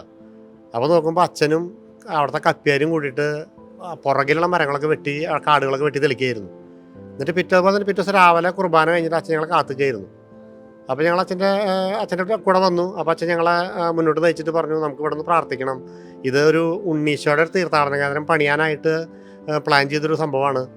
അപ്പോൾ അത് ഇപ്പോൾ സാമ്പത്തികമായിട്ടുള്ള ഒരുപാട് അഴിമതിയൊക്കെ അതിൽ നടന്നിട്ടുള്ളതുകൊണ്ടും ഒക്കെ തടസ്സപ്പെട്ട് കിടക്കുകയാണ്. അപ്പോൾ നിങ്ങളൊന്ന് പ്രാർത്ഥിക്കണം എന്ന് പറഞ്ഞു. അപ്പോൾ ഞങ്ങൾ പറഞ്ഞു അച്ഛൻ പ്രാർത്ഥിച്ചു, ഞങ്ങൾ കൂടെ പ്രാർത്ഥിക്കാൻ പറഞ്ഞപ്പോൾ ഒരു അച്ഛൻ പറഞ്ഞു അതല്ല നിങ്ങൾ പ്രാർത്ഥിക്കുമെന്ന് പറഞ്ഞു. അങ്ങനെ ഞങ്ങൾ അവിടെ എല്ലാവരും കരങ്ങൾ കോർത്ത് പ്രാർത്ഥിച്ചു. എന്നിട്ട് അച്ഛനോട് വാക്ക് കൊടുത്തു ഞങ്ങൾ ഇനി ഇവിടുന്ന് പോകുന്ന വരെ ഞങ്ങൾ ജെറിക്കോ പ്രയർ ചൊല്ലിക്കോളാം, ഈ ഒരു സ്ഥാപനത്തിൻ്റെ യുണീഷോയുടെ തീർത്ഥാടന കേന്ദ്രം അനേകർക്ക് ഒരു ആശ്വാസ കേന്ദ്രമായിട്ട് മാറാനായിട്ട് ഞങ്ങൾ എന്തായാലും അച്ഛൻ പ്രാർത്ഥിക്കാമെന്നൊക്കെ പറഞ്ഞ് ഞങ്ങൾ എല്ലാ ദിവസവും അവിടെ പ്രാർത്ഥിക്കായിരുന്നു. ഞങ്ങളത് കഴിഞ്ഞ് അവിടെ നിന്ന് ഇങ്ങോട്ട് പോകുന്നു. പക്ഷേ കർത്താവിന് നമ്മൾ ഓരോരുത്തരെ കുറിച്ചും വലിയൊരു പദ്ധതി ഉണ്ടെന്ന് മനസ്സിലാവുന്ന രീതിയിലാണ് ഞങ്ങൾക്ക് ഒരാഴ്ച കഴിഞ്ഞപ്പോൾ അച്ഛൻ അവിടുന്ന് ഫോട്ടോ ഞങ്ങൾക്ക് അയച്ചിരിക്കുന്നു. ആ ഇടിഞ്ഞു പൊളിഞ്ഞ് കിടന്ന ആ ബിൽഡിംഗ് എല്ലാം JCB ഒക്കെ വെച്ച് വൃത്തിയാക്കി അവിടെ പണികൾ പുനരാരംഭിച്ചിരിക്കുന്നു. അതുപോലെ ഒത്തിരി അനുഭവങ്ങൾ ഞങ്ങൾക്ക് ഈ ഒരാഴ്ചയുടെ ഒരു മിഷൻ യാത്ര ഞങ്ങൾക്ക് ഉണ്ടായിട്ടുണ്ട്. ബാക്കിയുള്ള വിശേഷങ്ങൾ ഞങ്ങളുടെ കൂടെ ഉണ്ടായിരുന്ന എഞ്ചിനീയറിനെ പറയും. അവിടെ ഞങ്ങൾ ആദ്യത്തെ ദിവസം ഹൗസ് വിസിറ്റിന് പോയപ്പോൾ ഇടയിലൊരു വീട്ടിൽ പറഞ്ഞായിരുന്നു, അവിടെ എല്ലാവരും ഒരുവിധം ഭൂരിപക്ഷം ആൾക്കാരും കൃഷിയെ ആശ്രയിച്ചിരിക്കുന്നവരാ. അപ്പോൾ അവർക്ക് അവിടെ ഒരു മാസത്തോളമായിട്ട് മഴ ഇല്ല. അപ്പോൾ അവർ മഴയ്ക്ക് വേണ്ടി നിയോഗം വെച്ച് പ്രാർത്ഥിക്കാമെന്ന് ഞങ്ങളോട് പറഞ്ഞിരുന്നു. അപ്പോൾ ഞങ്ങൾ അവസാനത്തെ വീട്ടിൽ കയറി അവിടെ പ്രാർത്ഥന തുടങ്ങിയിട്ടില്ല. പ്രാർത്ഥന തുടങ്ങുമ്പോഴത്തേനും അവിടെ നന്നായി ശക്തമായി കാറ്റ് വീശി. പ്രാർത്ഥന തുടങ്ങി പകുതി ആകുമ്പോഴത്തേനും നല്ല മഴ പെയ്തു. നല്ല മഴ പെയ്ത് അവിടെ നിന്ന് ഞങ്ങൾ പ്രാർത്ഥനയെല്ലാം അവസാനിപ്പിച്ച് ഇറങ്ങുമ്പോഴും ഞങ്ങൾ നനഞ്ഞിട്ടാണ് പോയത്. അത് ഞങ്ങൾക്ക് വലിയൊരു അനുഭവമായി തോന്നി. തിരിച്ച് പിന്നത്തെ ദിവസം ഞങ്ങൾ വീണ്ടും ഹൗസ് വിസിറ്റ് നടത്തുമ്പോൾ അവരെല്ലാവരും കാത്തിരിക്കുകയായിരുന്നു ഞങ്ങൾക്ക് വേണ്ടിയിട്ട്. അത് അവർക്ക് ഒരു അടയാളമായി തോന്നി. അവരുടെ വിശ്വാസം കുറച്ചും കൂടിയൊക്കെ ആഴപ്പെടുന്നതായിട്ട് ഞങ്ങൾക്ക് കാണാൻ പറ്റി. ഞങ്ങളോട് നന്ദി പറയാൻ വേണ്ടിയിട്ട് അവർ വെയിറ്റ് ചെയ്ത് നിൽക്കുമായിരുന്നു. അപ്പോൾ ഞങ്ങൾക്കല്ല, ഞങ്ങളുടെ ഒരു കഴിവല്ല എന്നുള്ളത് ഞങ്ങൾക്ക് ആ ബോധ്യത്തിൽ ഞങ്ങൾ ഓട്ടോയിലായിരുന്നു യാത്ര ചെയ്തിരുന്നത്. ഞങ്ങൾ ദൈവത്തിന് നന്ദി പറഞ്ഞുകൊണ്ട് അടുത്ത സ്ഥലങ്ങളിലേക്ക് ഭവനം സന്ദർശിക്കാൻ പോവുകയാണ് ഉണ്ടായത്. പിന്നെ ലാസ്റ്റ് ദിവസം ഞങ്ങൾക്ക് വേണ്ടി അച്ഛൻ അവിടെ ഫാസ്റ്റിംഗ് പ്രയർ നടത്തിയിട്ടുണ്ടായിരുന്നു. അവിടെ മഴയ്ക്ക് വേണ്ടി ഉപവാസ പ്രാർത്ഥന എന്ന് പറഞ്ഞിട്ട് ഗ്രാമത്തിലുള്ള എല്ലാവരെയും വിളിച്ചു കൂട്ടിയുള്ള ഒരു പ്രയറായിരുന്നു. അതിന് ഞങ്ങളെയും സ്വാഗതം ചെയ്തു. ഞങ്ങളും പോവുകയും ചെയ്തു, അറ്റൻഡ് ചെയ്തു. അച്ഛനായിട്ട് അതിൽ കുർബാന ഉണ്ടായിരുന്നു. കുർബാനയുടെ കൂടെ അച്ഛൻ ധ്യാന ഗുരുവാണ്. അപ്പോൾ ധ്യാനം എല്ലാം എടുക്കുകയും ചെയ്തു. ഞങ്ങൾക്ക് അച്ഛൻ അവിടെ ഉപവാസ പ്രാർത്ഥനയും എല്ലാം ചെയ്തു. അത് കഴിഞ്ഞ് വൈകുന്നേരം സമയമായപ്പോൾ അച്ഛൻ ഗ്രാമത്തിലേക്ക് വിളിച്ചു. ഞങ്ങൾ അതുവരെ വിസിറ്റ് ചെയ്ത എല്ലാ വീട്ടിലും പോയിട്ട് അവർ നന്ദി പറയാൻ വേണ്ടി കാത്തു നിൽക്കുന്നുണ്ട്. അവരെ ഒന്ന് പോയി കാണാം. അവരെ സ്നേഹസൽക്കാരമായ പൊന്നാട ഞങ്ങൾക്ക് എല്ലാവർക്കും സ്വീകരിക്കുകയും ചെയ്തു. പിന്നെ ഒരു കാര്യം കൂടി വിട്ടുപോയതുണ്ട്. ഞങ്ങൾ പകൽ സമയങ്ങളിലൊക്കെ മധ്യസ്ഥ പ്രാർത്ഥനയ്ക്ക് ഇരിക്കും. അപ്പോൾ ഒരു മെസ്സേജ് ഉണ്ടായിരുന്നു, അച്ചാർ എന്ന് പറഞ്ഞൊരു മെസ്സേജ് കിട്ടി. അപ്പം ഞങ്ങൾ ഈശോയെ എന്താണ് ഈ അച്ചാർ എന്ന് പറഞ്ഞുള്ള സംഭവം എന്ന്. കർത്താവ് നമ്മൾ ഒരു മിഷന് വേണ്ടി ഒരുങ്ങുമ്പോൾ നമുക്കുള്ളതെല്ലാം അവിടെ ക്രമീകരിച്ചിട്ടാണ് നമ്മളെ ആ സ്ഥലത്തേക്ക് കൊണ്ടുപോവുക. ഞങ്ങൾ പോകുന്ന സ്ഥലത്ത് ഞങ്ങൾക്ക് മാത്രം അവിടെ പോയി കഴിഞ്ഞാൽ ഭക്ഷണം ഞങ്ങൾ തന്നെ വച്ച് കഴിക്കണം എന്ന് ആയിരുന്നു. അപ്പോൾ ഞാൻ ഇവിടുന്ന് പോകുമ്പോൾ തന്നെ വിചാരിച്ചിട്ടുണ്ടായിരുന്നു, പോകുമ്പോൾ അച്ചാർ കൈപിടിച്ച് പോവാമെന്ന് വിചാരിച്ചിട്ടുണ്ടായിരുന്നു. സത്യത്തിൽ ഒത്തിരി തിരക്കുള്ള ഇതിൽ പെട്ടെന്ന് അത് അച്ചാർ കൈപിടിക്കാൻ മറന്നുപോയി. അപ്പോൾ അവിടെ ചെന്ന് നോക്കുമ്പോൾ ഇനി ഭക്ഷണം തന്നെ വെക്കണം. അപ്പം ഇനി ഒന്നും പറ്റിയില്ലെങ്കിൽ അച്ചാറെങ്കിലും എടുത്ത് നമുക്ക് ഭക്ഷണം കഴിക്കാമല്ലോ എന്ന് പറഞ്ഞു. അവിടെ ചെന്നപ്പോഴാണ് അച്ഛൻ പറയണത്, നിങ്ങൾ ഞങ്ങളുടെ ഗസ്റ്റാണ്, നിങ്ങളിവിടെ ഭക്ഷണമൊന്നും വെക്കണ്ട, നിങ്ങൾക്കുള്ള ഭക്ഷണം എല്ലാ സമയങ്ങളിലും ഗ്രാമങ്ങളിൽ നിന്ന് കൊണ്ടുവരുന്നു. അപ്പം ഞങ്ങൾ ഇപ്പോൾ ഈശോ ഞങ്ങളോട് പറഞ്ഞതിൽ ഞങ്ങൾ ഒത്തിരി ഈശോ ഞങ്ങളെ കാത്തു പരിപാലിച്ചിട്ടാണ് പോയത്. ഞങ്ങളതൊക്കെ പ്രതീക്ഷിച്ചിരുന്നു വെക്കണം എന്നൊക്കെ. അപ്പം ഞങ്ങളുടെ ഗ്രൂപ്പുകാരെല്ലാവരും കഴിക്കണ ഭക്ഷണത്തിൻ്റെക്കാളും അല്ലെങ്കിൽ എത്രയോ നല്ല ഭക്ഷണമാണ് ഞങ്ങൾക്ക് കർത്താവ് ഒരുക്കിയത്. ഓരോ ദിവസവും ഓരോ ഗ്രാമങ്ങളിൽ നിന്ന് ഓരോ വീടുകളിൽ നിന്ന് ഒത്തിരി നല്ല ഭക്ഷണങ്ങളാണ് ഞങ്ങൾക്ക് കൊണ്ടുവന്ന് തന്നത്. അപ്പോൾ ഈ അച്ചാർ എന്ന് പറഞ്ഞ സംഭവം മെസ്സേജായി തന്നത് എന്താണെന്ന് വെച്ചാൽ, അച്ചാറാണ് അവിടുത്തെ സ്പെഷ്യൽ, ആന്ധ്ര അച്ചാറെന്ന്. അപ്പോൾ അച്ഛൻ ഞങ്ങൾക്ക് എടുത്ത് തന്ന, ഞാൻ അവിടെ ചെന്നപ്പോൾ അച്ഛൻ 3 ബോട്ടിൽ അച്ചാറാണ് എടുത്ത് തന്നത്. 2 മാങ്ങയുടെയും ഒരു ചെമ്മീൻ്റെ അച്ചാറും.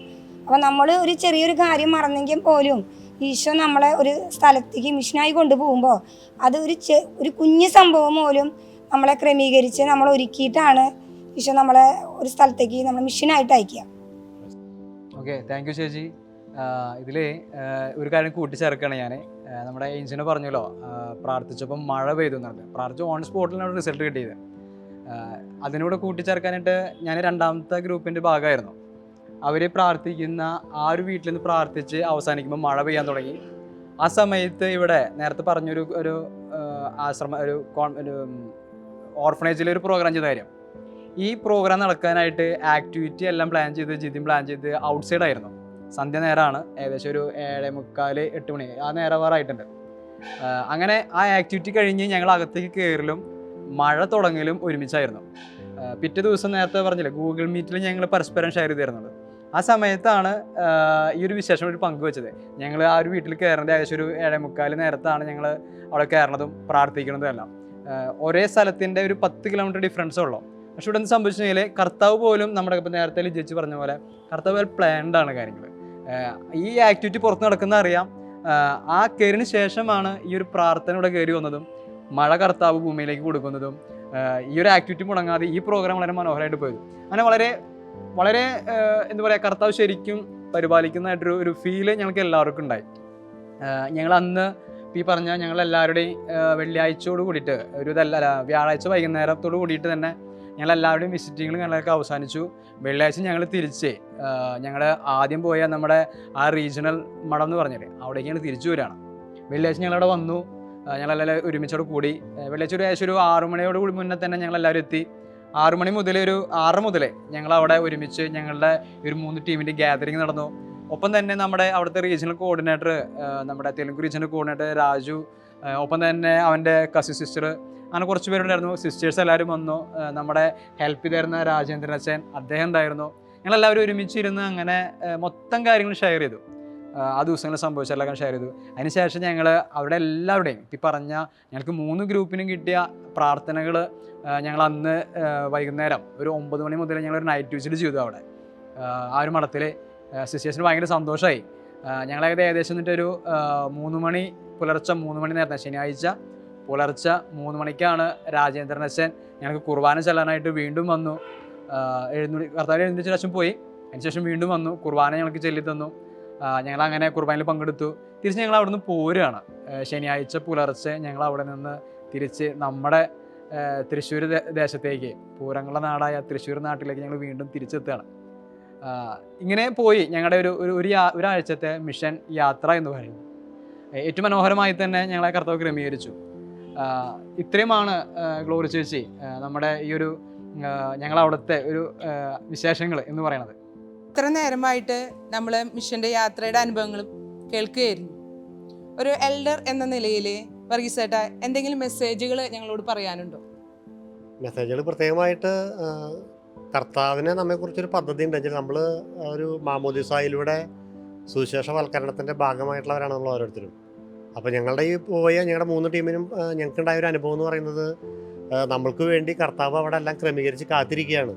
അതുപോലെ ഇന്ത്യയുടെ എല്ലാ സംസ്ഥാനങ്ങളിലും ആ ഒരു സാഹചര്യം ഉണ്ടെന്നുള്ളൊരു ബോധ്യമാണ് ഞങ്ങൾക്ക് കിട്ടിയത്. Thank you വർഗീസേട്ടാ. ജയസേട്ടന് എന്തെങ്കിലും പറയാനുണ്ടോ? ഓരോ ജീസസ് യൂത്തും മിഷണറിയാണ് എന്നുള്ളത് വലിയൊരു ബോധ്യം നമുക്കെല്ലാവർക്കും ഉണ്ടാകണം. രണ്ടാമത്തെ ഒരു കാര്യം എനിക്ക് തോന്നിയത്, ഇനിയും കൂടുതൽ മിഷൻ പോകാനായിട്ട് എൻ്റെ ഭാഗത്തുനിന്നൊരു തീരുമാനം എനിക്ക് എടുക്കാൻ സാധിച്ചു. ഒരു വീക്കെൻഡ് മിഷൻ ഇനി കൂടുതൽ പോകണം, അതുപോലെ 1 മന്ത് മിഷന് പോകണം എന്നുള്ളൊരു ആഗ്രഹമാണ് എനിക്കുള്ളത്. നമുക്ക് സാധിക്കാവുന്ന എല്ലാവർക്കും ചെറിയ തോതിൽ മിഷന് പോവുകയാണെങ്കിൽ നമുക്ക് വ്യത്യസ്തമായൊരു ദൈവാനുഭവം, കർത്താവിൻ്റെ വലിയ ഇടപെടൽ നമുക്ക് കാണാനായിട്ട് സാധിക്കും. ജോബി ചേട്ടന് എന്തെങ്കിലും മെസ്സേജുകൾ പറയാനുണ്ടോ? എനിക്ക് പറയാനുള്ളത്, കർത്താവ് നമ്മളോട് എല്ലാവരോടുമായിട്ട് പറയുകയാണ്, എനിക്ക് വേണ്ടി ആര് പോകും.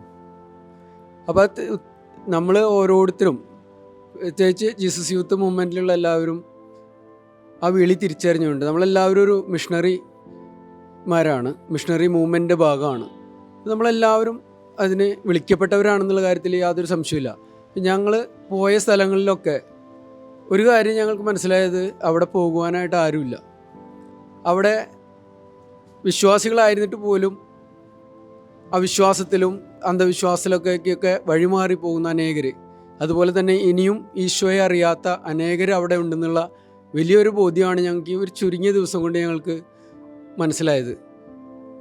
അപ്പോൾ അതുകൊണ്ട് നമ്മളെല്ലാവരും നമുക്ക് ലഭിച്ചിട്ടുള്ള വിളി അനുസരിച്ച് അവിടെ ആ വിളവിൻ്റെ ഭൂമിയിലേക്ക് നമുക്ക് കർത്താവിനോട് പ്രാർത്ഥിക്കുകയാണ്. ആ വചനം നമുക്ക് പ്രത്യേകം ഓർക്കാം.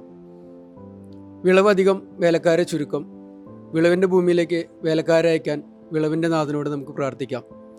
നമുക്ക് ഒരുമിച്ച് ഈ ഒരു മുന്നേറ്റത്തിൻ്റെ ഭാഗമായി നിന്നുകൊണ്ട് മിഷൻ മേഖലകളിൽ പോയി നമുക്ക് ദൈവത്തെ പ്രഘോഷിക്കാം. ഇത്ര നേരം നമ്മൾ ഇവരുടെ അനുഭവങ്ങൾ, മിഷൻ അനുഭവങ്ങൾ കേൾക്കുകയായിരുന്നു. ഓരോ ജീസസ് യൂത്തും ഓരോ മിഷണറിയാണ് എന്നുള്ള ഒരു വലിയൊരു ബോധ്യം നമുക്ക് ഇവരുടെ യുവാക്കളിലൂടെ മനസ്സിലാക്കാനായിട്ട് സാധിച്ചു. നമുക്കും ഇതുപോലെ ഒരു നല്ല മിഷണറിയാകാം. Thank you.